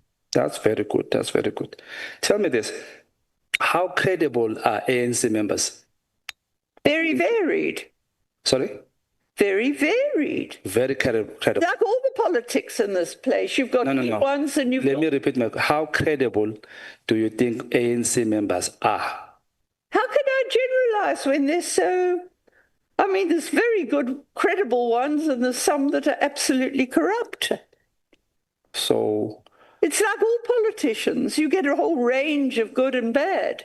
There's a range of good and bad. So you're saying in the ANC there's good and bad? Well, I think so. I wouldn't like and to you are generalization like this. And you are privileged that only the good ANC credible members come to you and give you information about the death of councillors in the KZN areas. No, not only them, because some people, I have no idea where they stand in the ANC. The people who tell me about people who died. I'm asking you this because you said the political killings were based on Zuma. And I struggled to find facts on that because there was a DA councillor that was shot. There was an NFP councillor. There was an IFP councillor. So how is that connected to Zuma? Were this coming from the credible ANC members? Was this info coming from them? What do you mean, the political killings team? Yes. It came from not the team. I'm asking. It came from Clearly, and I think No, I'm asking the people who died. You said ANC members gave you information. Who died? Sorry? There's the range of people that died. Most parties, NFP, IFP, ANC. So you said they died because Zuma was involved. How did you say that? That was the specific municipal elections I referred to, when the competition was really fierce. Okay. I'm not talking generally, the people of all political parties that are dying. When the NFP broke away from the IFP, there were a lot of killings between IFP and NFP. The situation varies according to the context of the time. I'm worried, Danny. I want us to finish because I don't want you to die on my hands. I want to go to heaven. Serious. Tell me this, Danny. Honorable. Sorry for that. I withdraw, Chair. Yeah, you must withdraw that statement. Tell me this, Danny. In your own judgment, General Mkhwanazi and General Sibiya, if I may add, Officer Makhubu, whom you spoke about, who's an honest police officer or who's credible between the three of them, according to you? Makhubu. Without a doubt. And how did you come to that determination? Because I saw how he'd done his work in various cases. So did you go with him to work in many places? No, look, I'm sorry, this is wandering right off. I mean, I have helped Makhubu recently because he's under threat of death.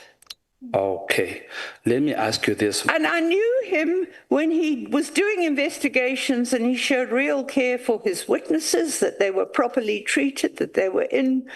So I've worked with him on and off for years, but recently he is in danger of being killed. They broke into his house one night, and it wasn't a break-in, it was a... So ma'am, if I may ask...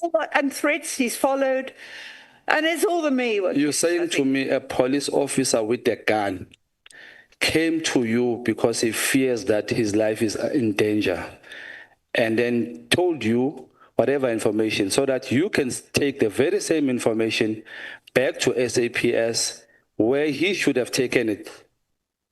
I didn't say Makhubu did it. What did Makhubu do that is so good? What did Makhubu come to you? He's got a record in the Hawks of cash and transit successes. Yes. He came to me initially because he needed help for, And how did you help him? It's got to do with how did you help him? Okay, let's make it short, ma'am. How did you help Makhubu? He had a witness that he was scared was going to be let out of protection, and that they were about to kill him. How did you help him? I helped him by writing to the Witness Protection Program and saying, will you please be sure that this witness is properly relocated because there are plots to kill him. And what did they do? They did. They did exactly that. Yeah. Per your request. Because that was what was due to her. Would I be wrong if I would say you instructed them to help Makhubu in that way? You requested. Look, please, can we stop? Ask case, darling. Ask case. Point, Chair. Keeping us here. I'm not prepared to sit here and say this policeman's good, that policeman's bad. No, I want, because you said it on record that Mkhwanazi is not a good police and the other. So I just want to identify whether, because if a police officer doesn't give you information, to me it seems as if they don't give you information, they are not deemed to be good police. That's not what I'm basing on. I'm basing my judgment of Mkhwanazi on what his police have said after they were they were dismissed for no good reason. The language he used towards them, if it was correct, they got their jobs back with arbitration. They did not even get a hearing. It was a legal dismissal. Arbitration put them back in, and he sent them away again. He wasn't allowed to because he wasn't supposed to take it on review. So he doesn't really act in all the interests of some of his policemen. But, I mean, he is also, and I mean, I've put this in it. And all I want is somebody to ask him. It's in my, I mean, there's a police note that he interrupted the arrest of a convicted drug. You know, Danny, let me interject. My worry. Let me interject, Danny. Let me interject. My worry is one. People who I seem to be associated with Minister Mkhunu, all of them, their characters is now questionable, and actually, I'm questioning his judgment regarding that he took the advice from you of disbanding PKTT. Checking your character, I'm not convinced by your character. Hence, I'm saying even your qualifications, I'm starting to doubt them. That's why I'm going to ask. And I'm not a listen, Dan. What are you doing? With police for 30 years and know what's allowed, what's not. Some of them have been management members. So how come is it difficult for you to answer a simple question? How did you determine that Officer Makobi is good compared to Mkhwanazi? Because I haven't heard any reports. I've heard about him not being, I mean, he may be for all I know, but I do know he's won cases. I do know that there's some that... But we do agree that both of us, we now are maybe confused by the judgment of Minister Mkhunu that he relied on your letter. He also relied on General Sbiya, now Gabinde as well, if I may say. What does that say about Minister Mkhunu? No, if he has. I don't know the whole story. All I've heard is parts of the story. How do we know? I'm not prejudging this. I'm staying right out of it as far as I can. And I'm sorry that let me ask you this question so that we can finish. You said on the Sindiso Makaka, you said there was info leaked to the media, right? And yeah, there was. In the press. Okay. And you said you know this because it was not leaked by you. Now, does that mean you can separate between what was leaked by you versus what was not leaked by you? I keep stuff confidential if people tell me. Okay, I'm talking about leaking of information, police information, if I may say. I mean, look, I respond... I will say, look, police are alleging this. Can you maybe ask questions? You know, they're saying they can't pay their informants. In fact, I didn't go to the media about that. There was an article about this very thing in the media. I think it was, I've forgotten who it was, but where the whole thing is in the media, and it wasn't me. I could leak stuff to the media if I wanted, and I haven't. Have you leaked anything to the media? No. I mean, look, what have I done? You're not sure, eh? When was the last time you leaked something? Okay, when was the last time you leaked something to the media? I don't talk about confidential material. I might say there are allegations that informants aren't getting. Okay, Manakoko. When was the last When was the last time you leaked information to the media? Look. Coco, 1 plus 1. Okay, Coco, let's make it simple. Coco, let's make it simple. 1 plus 1? 1 plus 1 is 2. That's how simple I want us to make it. No. When was the last time you leaked to media? I've done nothing with this matter. No. I'm not talking about. I've sent is any other media. Yo. It's a general question. Okay, Coco. I mean, I don't give confidential information out. But Koko, you say here, regarding the Makaka matter, info was leaked to the police. You know this because it was not leaked by you. No, it was not leaked by me. Yeah. It was shared information. How did you know it was not leaked by you? How did you know it was not leaked by you? Because I'd never spoken to the media about it. About it. Have you spoken to the media about any other thing else, leaking them information? Look, how do I know what you're talking about unless you can give me specifics? I don't. Look, please, Mr. Paper, we stop this. It's becoming a witch hunt, and I'm losing my temper. Let me respectfully step down, Chair. Thank you, Chair. Thank you so much, Honorable Shaw. Dr. De Haas. Dr. De Haas. You know, an elder has two hearts. The other heart is an overflow. Yes. When you say I'm losing my temper in this parliament, we get worried. It's fine. Thank you so much, Honorable Shongwe. Thank you so much, Doctor. Can we no, I'm no longer taking any follow-ups. Yeah. Let's do this, Doctor.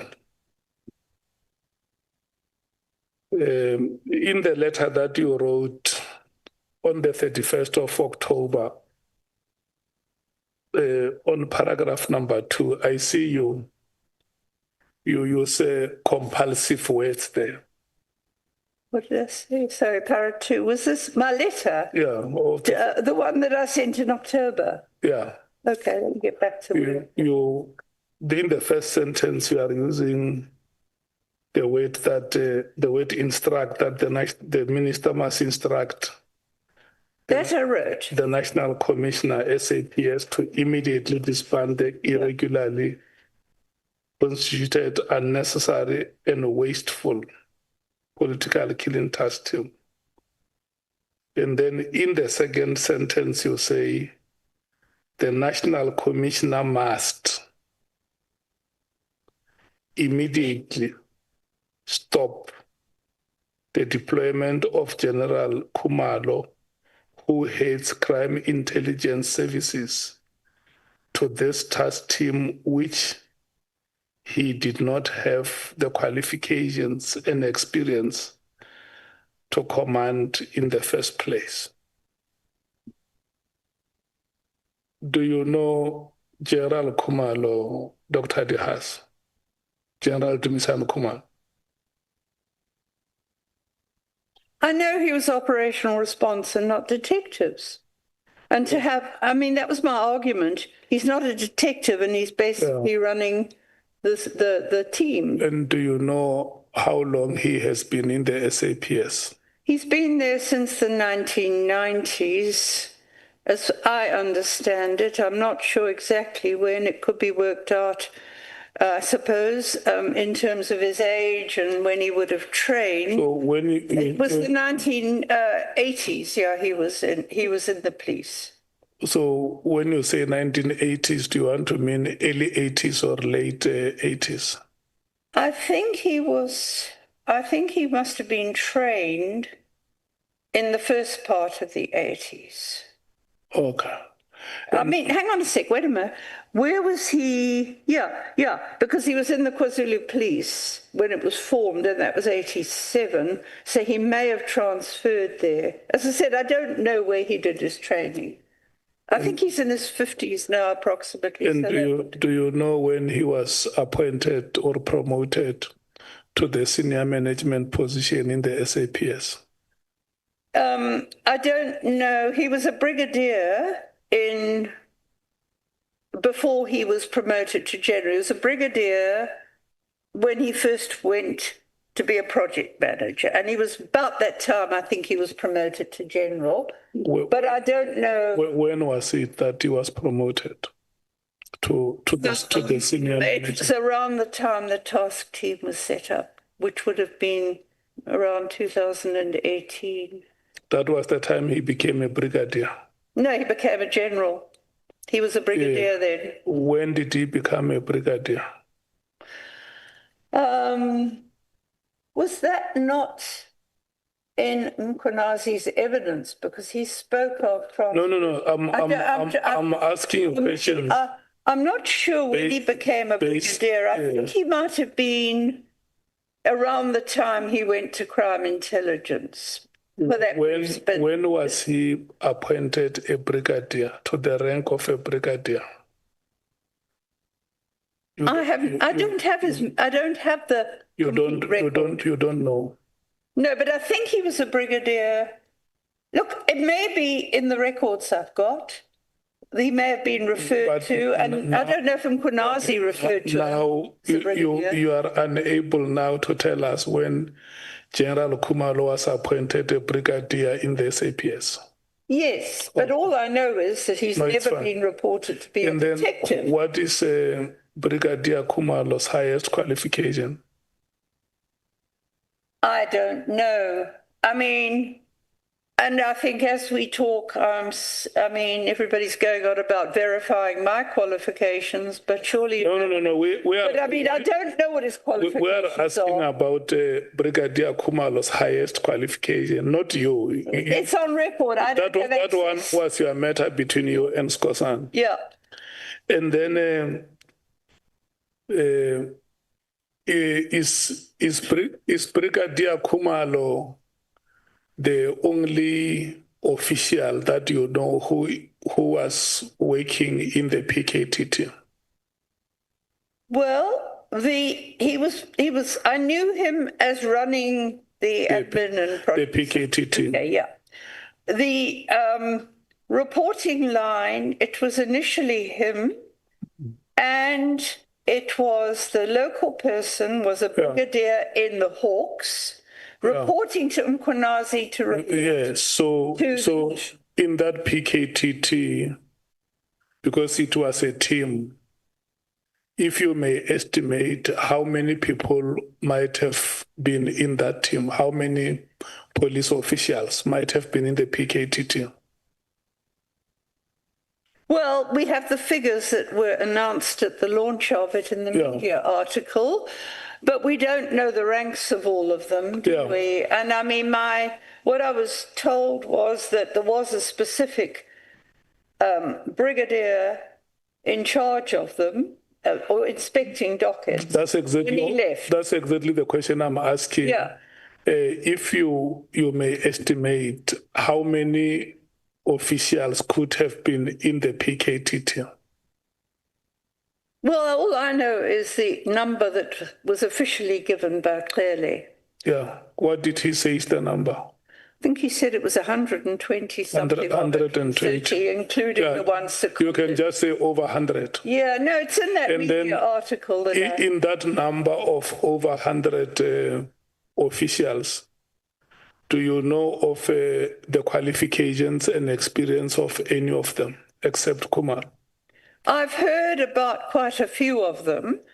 I've heard of them, and most of them, there are a few lieutenant colonels, I think.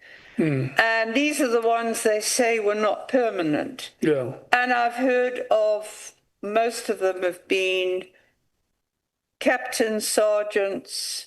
I haven't heard of another more senior detective who's there permanently in the structure. I'm not talking about their rank. I'm talking about their academic qualifications. I'm not privy to the police records. All I can hear is... You don't have that information. This one's a captain, that one's this one, or... Yeah. So when you wrote this sentence that... General Khumalo did not have the qualifications and experience, without you having checked on the rest of the over 100 officials who formed part of the PKTT. Because I had never... Do you think that you are fair in such an assertion? Well, I tried to find out about a senior detective, and I did not after the brigadier left. What I'm saying, and I couldn't find anyone. Saying to you, as a senior citizen, Yeah. Oh, remember when we started here, I said to you that you are our Friesland or our Jesse. That is where we must tap wisdom. You are a repository, according to my understanding, a person of your advanced age. There is a team here of over 100 police officials. And then you just single out Khumalo and say, this person is not suitably qualified, does not have the requisite experience. What about the many other officers who are in that team? Did you check their suitability? I checked some of them. Some of them? Yeah. I mean, how could I? I didn't know who they all were. They were there 1 minute and they'd gone. So there was no permanent structure, it seemed to me. And the only people whose names were mentioned as giving instructions were Khumalo. So if we were to look at this objectively, and one comes to the conclusion that you targeted Khumalo, will it be a fair statement to make to you, to say Dr. Haas targeted Khumalo in the whole team of the PKTT that was sent to KwaZulu-Natal? That is why you are able to write, not on one page. If we go to the second page, you still talk about Dr. Khumalo, General Khumalo. And then you even go to an extent of saying that you don't even trust that he's a credible police official. Because he's not a detective, he's operational response. That's why. And so was this other man who was seconded, operational response. And so is Masemola, who is a buddy of both Khumalo and Mkhwanazi from years ago. I mean, Masemola was in this province as Deputy Provincial Commissioner. I dealt with him then. And he took no action when I told him there was paramilitary training up at Nongoma. Did nothing. And he was Deputy Provincial Commissioner. But that's where they all know each other from their operational response days. Let me ask you the last question. Because when you made your oral presentation, you said to us that, and you considered here after members probed you, you said that you concede that some of the evidence that you deposed in your statement has not been verified. I've agreed to that. And when you sent it to the authorities, you wanted them to verify and maybe even come back and report to say the things that you raised with us, this is how we process them, correct? Sorry, the things... I tried to put together my explanation for doing it. I had spoken to people. I'd got their description of what happened to their cases. That was all on record. Yeah. And I was... What happened then was, after I said that I was really concerned because of, as I said, all I was getting, no mention, and this was my problem all along when they started, and I tried to get a sense of exactly who was running it. It was almost impossible, but that's not the way it should be. That's exactly what I'm saying, that having gathered this information that could be inconclusive or incomplete or unverified, why, when you wrote to the minister, you did not say to him, or when you wrote to Parliament, you did not say to them, I request, instead of saying, I request that you instruct the police commissioner to immediately disband? Why didn't you say, I request that we further investigate these allegations because I do not have conclusive evidence? Well, I could have done that, but I think that It was the sheer horror of what I was hearing. We further investigate these allegations, determine their veracity, and then where appropriate action is necessary, the authorities can see how they deal with this. I didn't do that because it had been going on for 6 years with very little results that were verified in terms of media. Well, we've got these successes. They'd been going when I wrote that letter for 6 years. And in terms of the number of people who died in the province, there was very little to show for it. So I thought enough is enough. I'm hearing horror stories about fabricated evidence, all people independently saying the same thing. The illegal actions, why have we got this team? I'm hearing about all the expenses, the NIU running away with them. So you did not request that those allegations be investigated? Because I did say an inquiry into them, I think, as well. I wanted an inquiry into them. So I said disband and inquire. What's my heading here? You said the body to investigate the task team and cases-related matters. Yeah, I wanted it disbanded and an investigation. Immediate disbandment. Yeah. It's not investigation. But why keep a team like this when it's not when it's just such a... I mean, it's a team that is just so opaque, if you want to say that. There's no clear structure. It's been going for 6 years. Okay. It's obvious they're spending a lot of money. We had provincial teams that were good. Okay. Why are we keeping it? It makes no sense to me. When you say the deployment of General Khumalo must be stopped, is that an established practice in the public service that you can just act willy-nilly the way you say it without following procedure? Stop it immediately. Is that how? Well, if the team is disbanded, he had no role there if his role was project manager. Because at this stage... That's exactly what I'm saying. Is that how rash decisions are taken in the public service? Well, the public service, there's all sorts of strange decisions taken, and people are suspended for years without anything happening on full pay. Okay. You have not answered to the question. Oh, sorry, why did I not? You say, why did I not? Is that the practice in the public service that... Yeah. A political head or an administrative head can just be instructed to act like that? Well, he'd been deployed, but he wasn't. What I was told, and the Honourable James says otherwise, I was told that it was a deployment from another fixed position. So you weren't moving him out of his position, you were just moving the deployment to project manager the task team. You're not moving him, shuffling him around in the police itself.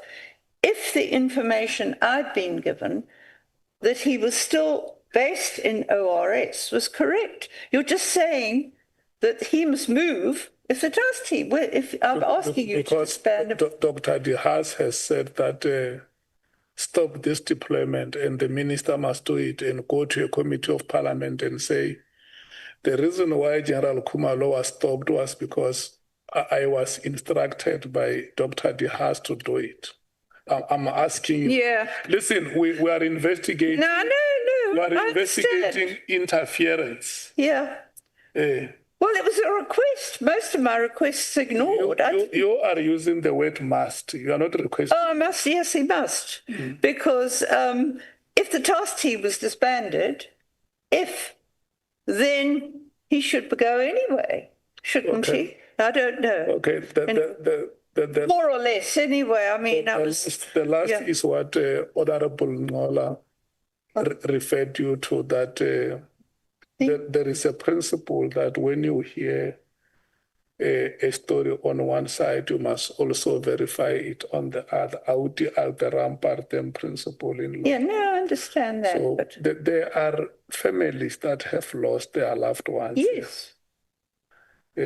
When you talk about these political killings, you talk about human beings who have lost their lives. Absolutely. And their families have not closed these chapters. And I want to know, because you say you are a researcher, in your research work, have you ever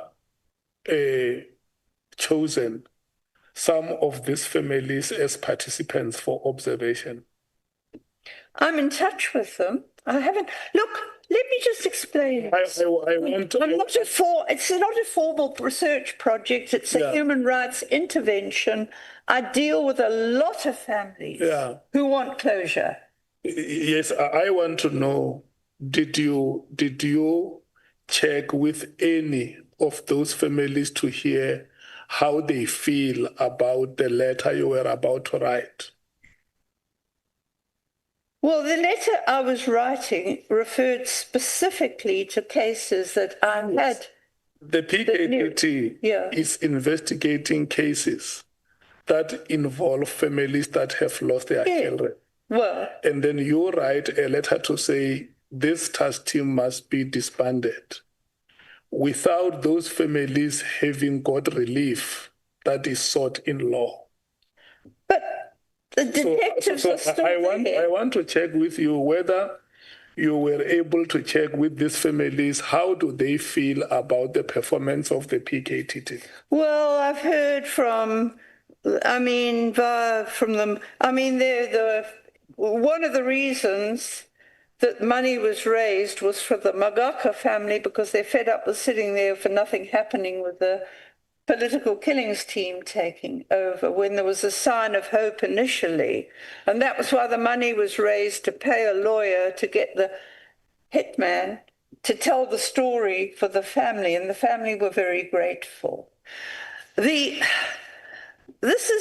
I wasn't to say they weren't to investigate, they were just to go to proper detective units. Yeah, but keep the point that I want to get to is, don't you feel that your action obstructed those families from getting justice? But why would it if the same detective just moved to another unit? You say that you are a human rights activist, isn't it? Families are sitting here, they want to get justice because they have lost their loved ones. And then a team that has been appointed to investigate those cases, you say it must be disbanded. If one of those family members say, we could not get justice because of the actions of Dr. Mary Haas, what is your response? I would want to say what was the basis on which they said it if the very same cases are still being investigated and if they've got to the stage they're in court. The disbandment of the team is not going to impact on that. It's just going to put all the detectives back in the proper units, which are headed by detectives of a nature of, say, a brigadier. As a justice activist, after gathering this information, incomplete, inconclusive as it was, why didn't you forward it, for instance, to the Human Rights Commission and say, there is this evidence that I gathered, but I may not have the capacity to investigate it further. And I don't want to create a wrong impression to government that the PKTT is unnecessary, is wasteful, is unable to live up to its mandate. Why didn't you go to the Human Rights Commission and say, investigate this matters further? Well, I'm sorry to say this. I've had really bad experience of the Human Rights Commission not doing anything. So, that's why I didn't go. So you say your attitude towards them is more about bias? Look, I've been to the Human Rights Commission. I begged them to look at what was happening in Glebelands. They wouldn't touch it. Somebody in the Gender Commission wrote to them and said, I've done what I can for the women in Cleveland. Will you please investigate it? They didn't. I've sent them reports. I gave them a report on torture. They asked me to give it to them, and they did nothing about it. So I thought it would probably sit there. I mean, in one case, when I asked them to do something, it became, well, what do you expect us to do? I said, I've asked you to do this. It's about illegal land invasions, and here are all the court papers. What more can I do? And that was the end of it. I mean, I'm sorry, but it didn't even occur to me because I've had no joy at all out of the Human Rights Commission. The many withdrawals that you have made from your statement today and your oral presentation, What? Are you not worried that might have been damaging to your reputation, especially amongst your peers? No, I mean, what withdrawals did I make except to concede that for you it's hearsay evidence and a couple of mistakes in the grammar of things? I mean, I never pretended that I was telling you anything that it was myself who knew and has not been verified. Nowhere have I done that. I'm giving you information that was told to me independently and are saying the same sorts of things about abuses and fabrication. And it came on the end of other complaints I've been having over the years about cases, etc., and the opacity of the fact that there was no proper oversight of this team. It came as a result of that. There's nothing in here that I don't stand by, unless there's a few things like, for example, that I could have worded differently, you know, about the political killings team, when I should have said that it happened after they took it over, that the cases were withdrawn when they had been in court. And I don't know the reasons for it. But I must also tell you that I was given very short notice to put everything together. I can't just drop everything. I'd just come back from working flat out on other commitments I had, including about land issues and a conference. Thought I was going to catch up. And then I got computer and things that took me much longer. And you wanted all the documentation. I had to look out, send everything I could. But then I had to somehow, within a very short space of time, put it together in an affidavit. So I stand by the content of my affidavit. I'm saying the wording in place. I concede that obviously it's hearsay. I've made it clear, and I only put that part about intelligence in because I was specifically asked to. And I've made it clear that these are allegations I don't know. But what I do know is that there's been no proper oversight of intelligence since because when the Mkhwanazi report said it's urgent, it took 6 years to get the legislation through and only signed into law this year. So we don't know what's going on in intelligence. So I was very concerned about that. I put it in because I was specifically asked to do so. All I could speak about was really my experience with the task team. And I've done that, and I've conceded that for you it's hearsay because I'm saying it. Thank you so much. I think I must not ask further questions. Let me check with the SC. If you have questions that you want to ask. Thank you. Mr. Hunt, you must be quite disappointed that the PKTT is still in existence and that Lieutenant General Khumalo is still the project leader and General Mkhwanazi playing a prominent role in it. They have moved back to their bases, most of them, but the cases they're handling are in court still. As I said, it didn't affect the families of cases they're still dealing. There are, even if you look at that list that I had on Mkhwanazi's statement, they've got a whole list of cases that are still in court. So it just means they're situated somewhere else doing those cases, presumably with a detective team. I know that some of them, because I've asked police at different areas. I just asked you for a yes or no, ma'am. Yeah. Because we also heard that they have additional cases. I think 9 new additional cases. I hadn't followed that up, I must admit. And we also... Yeah, I am disappointed if they've been given new cases, indeed. So to the extent that the decision to disband the PKTT is attributed to you and your letter to the minister, erstwhile minister of 24 October 2024, it didn't quite pan out like that, did it?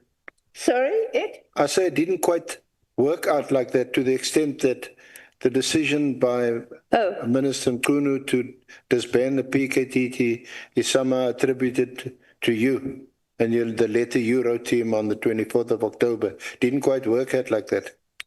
Well, I mean, I had no indication whatsoever that I would take the blame for it. I mean, but at the same time, I mean, I think initially there were excuses found to delay it, and that was agreed they could handle cases. But certainly, if they were new cases, I don't know why. But I mean, the other serious thing, and I've written to the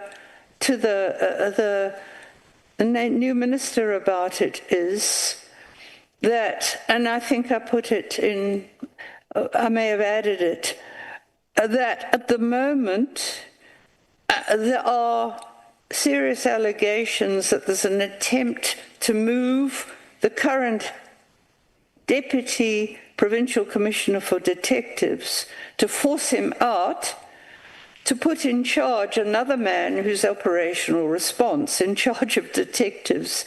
But I can't deal with that. I'm just passing the information on to the new minister to ask Masemola about it. The acting minister did appear before this honourable committee just last week, I think, a short while ago, and certainly was not opposed to the existence of the PKTT and continuing their good work. Yeah. I'm sorry, I didn't follow that last week. I'm just so busy with other things that I don't have time to sit and listen to everything, so I've missed a lot of it. Yeah. Did you also miss the fact that despite your complaints, which I catalogued certainly from your affidavit from October 2021, when you wrote to General Mkhwanazi about General Khumalo, and then subsequently in your affidavit before us today, and in letters, the letter to Minister Mkhwanazi on the 31st of October, your follow-up letter of the 13th of November 2024, it seems to be all about Khumalo. But the fact of the matter is, he's still in charge of the PKTT. Is there something wrong with him or something wrong with you? Well, I don't know why a man who's an operational response man should be in charge of the political killings team. I don't understand it. Well, and I mean, that's all I can say, basically. You are also here today to assist us. Yeah, I'm trying. With your expertise in this field, you've been in this field for 40 years. Now, we hear, and it's surprising that there's no reference by you to the appearance before the senior police management, together with Minister Mkhwanazi at the time, on the 5th of March. They appeared before the Portfolio Committee on Police. I saw reference, I have seen reference to there was a subsequent meeting on the 27th of March. There were submissions made by General Masemola to extend the team and for an additional budget. There was also a counter submission by General Sabia, and yet the team remains in place. Lieutenant General Khumalo actually made the presentation for the PKTT before the portfolio committee on the 5th of March.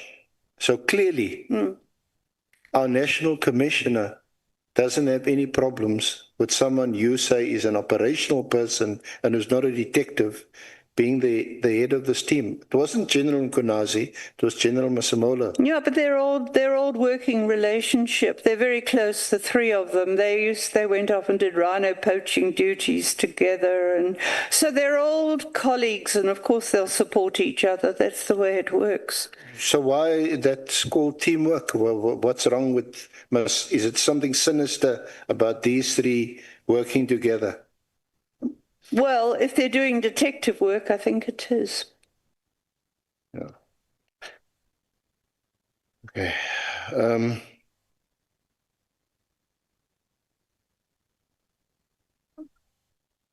Thank you. Thank you, Chair. Thank you, Mr. Thank you so much, honorable members, Dr. Haas and the staff. Point of order, Chair. You can't continue calling Ms. Haas doctor. We agreed and she agreed. Thank you, Chair. Okay, no. I didn't buy my doctorate anyway. And I can tell you some people do. They have it ghost written for them. Dr. Haas. I'm with you there, Danny. I'm with you. Sorry. Dr. Haas.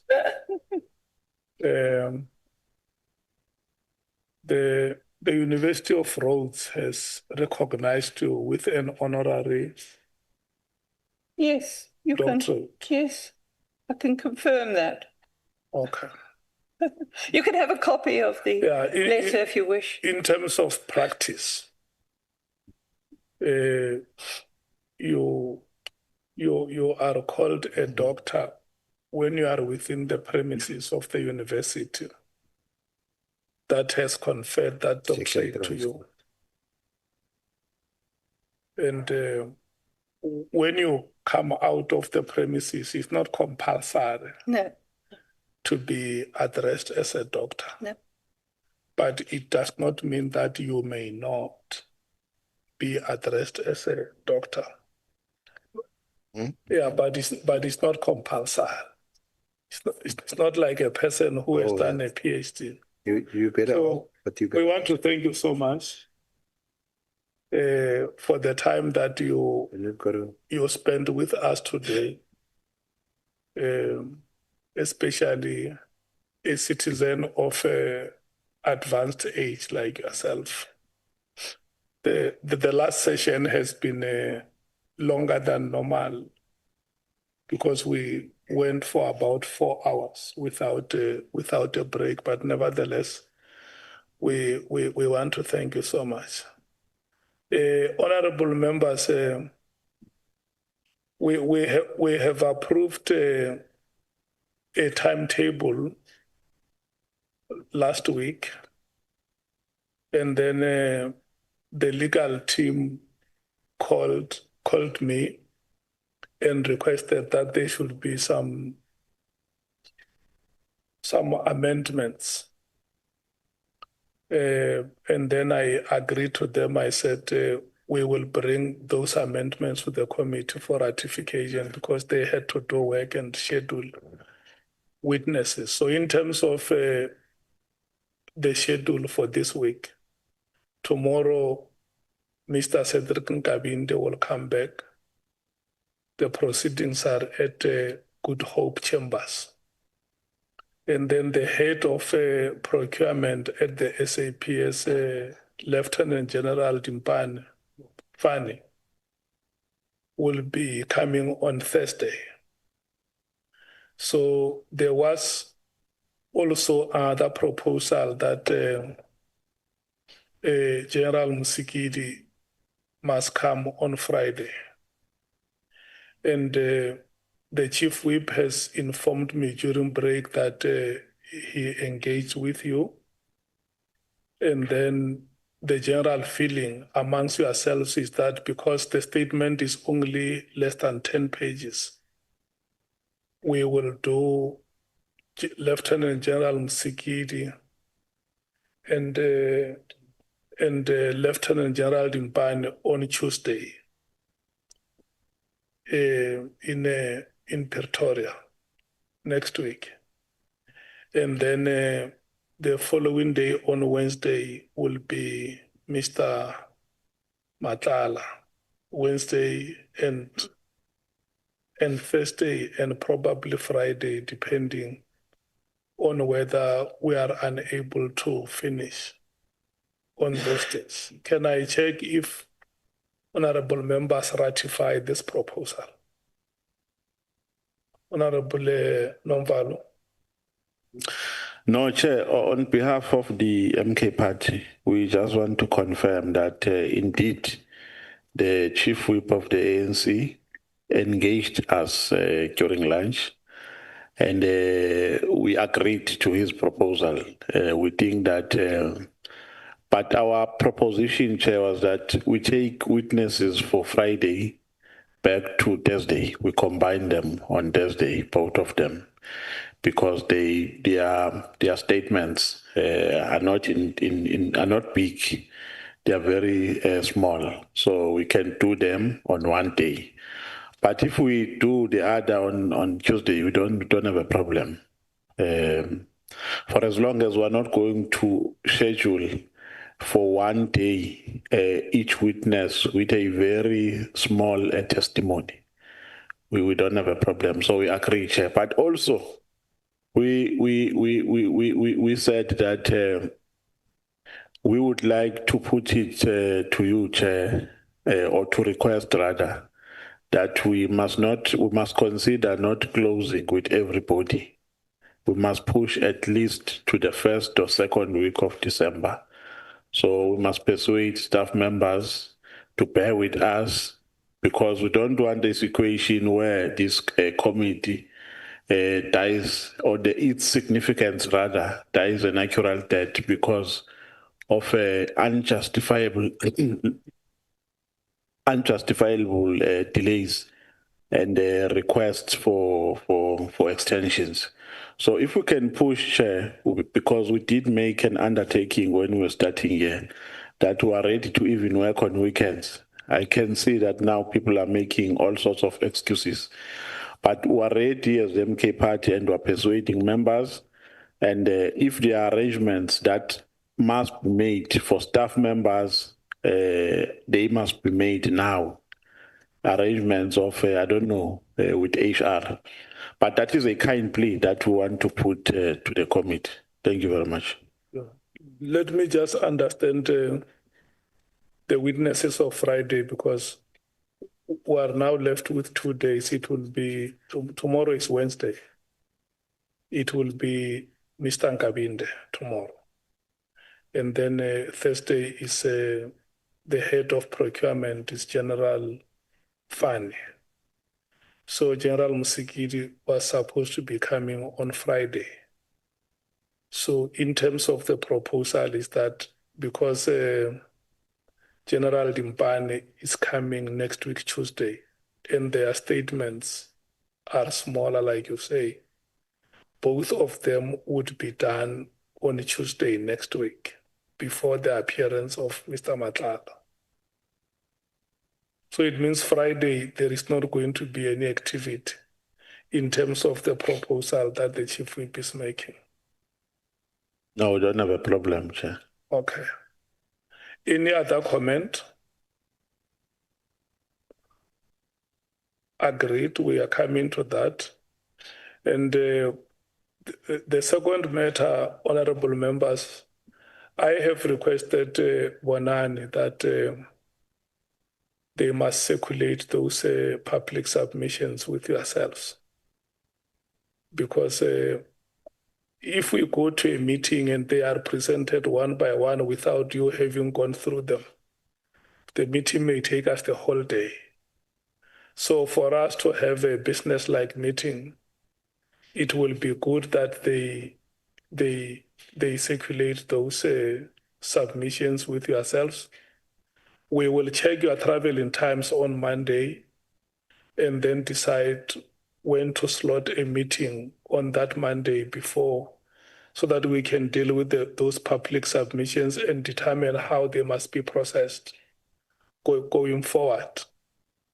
And then probably next week, I mean the week that we are in Pretoria, we may have to look at how we conclude the other activities the way Honorable Nomvalo is suggesting.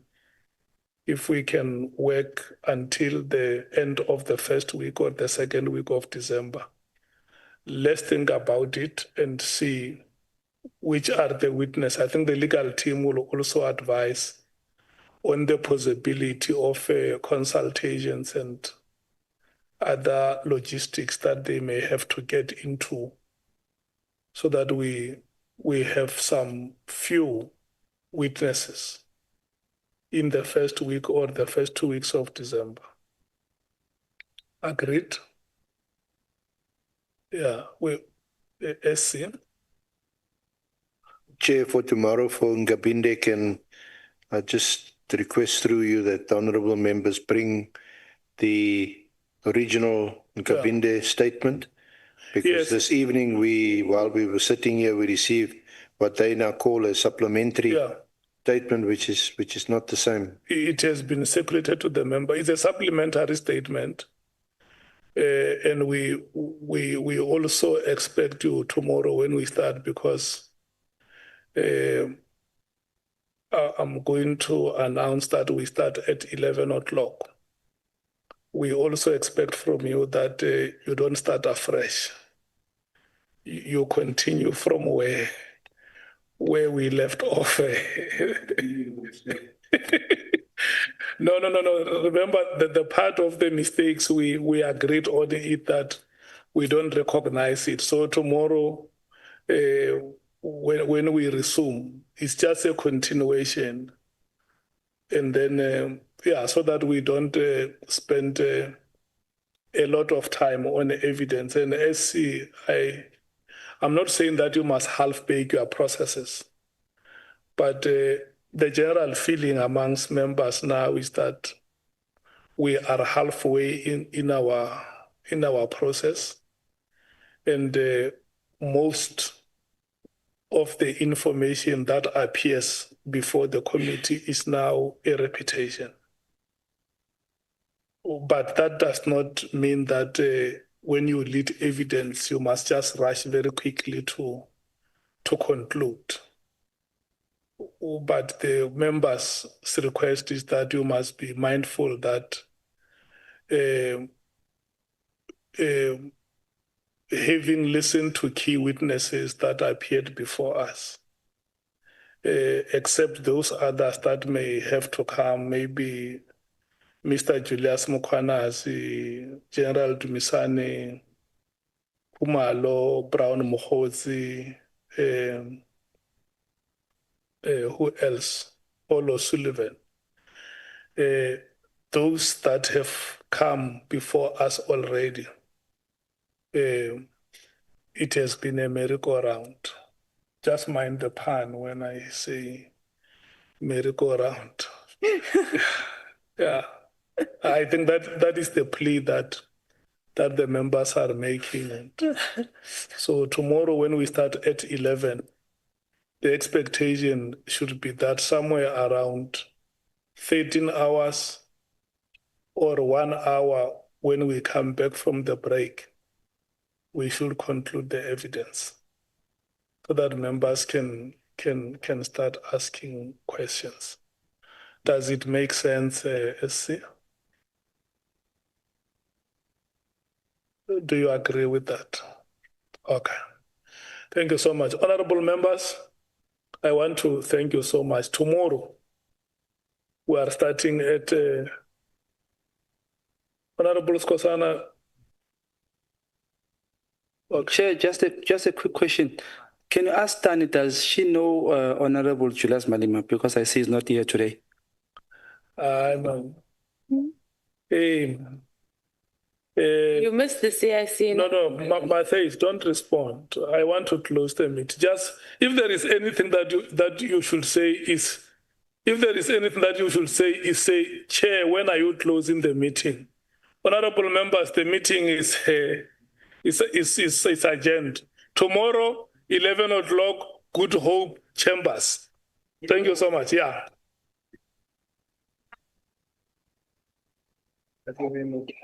No, it's okay, but I think it's on the stabilization force, I think. I would go in ask some of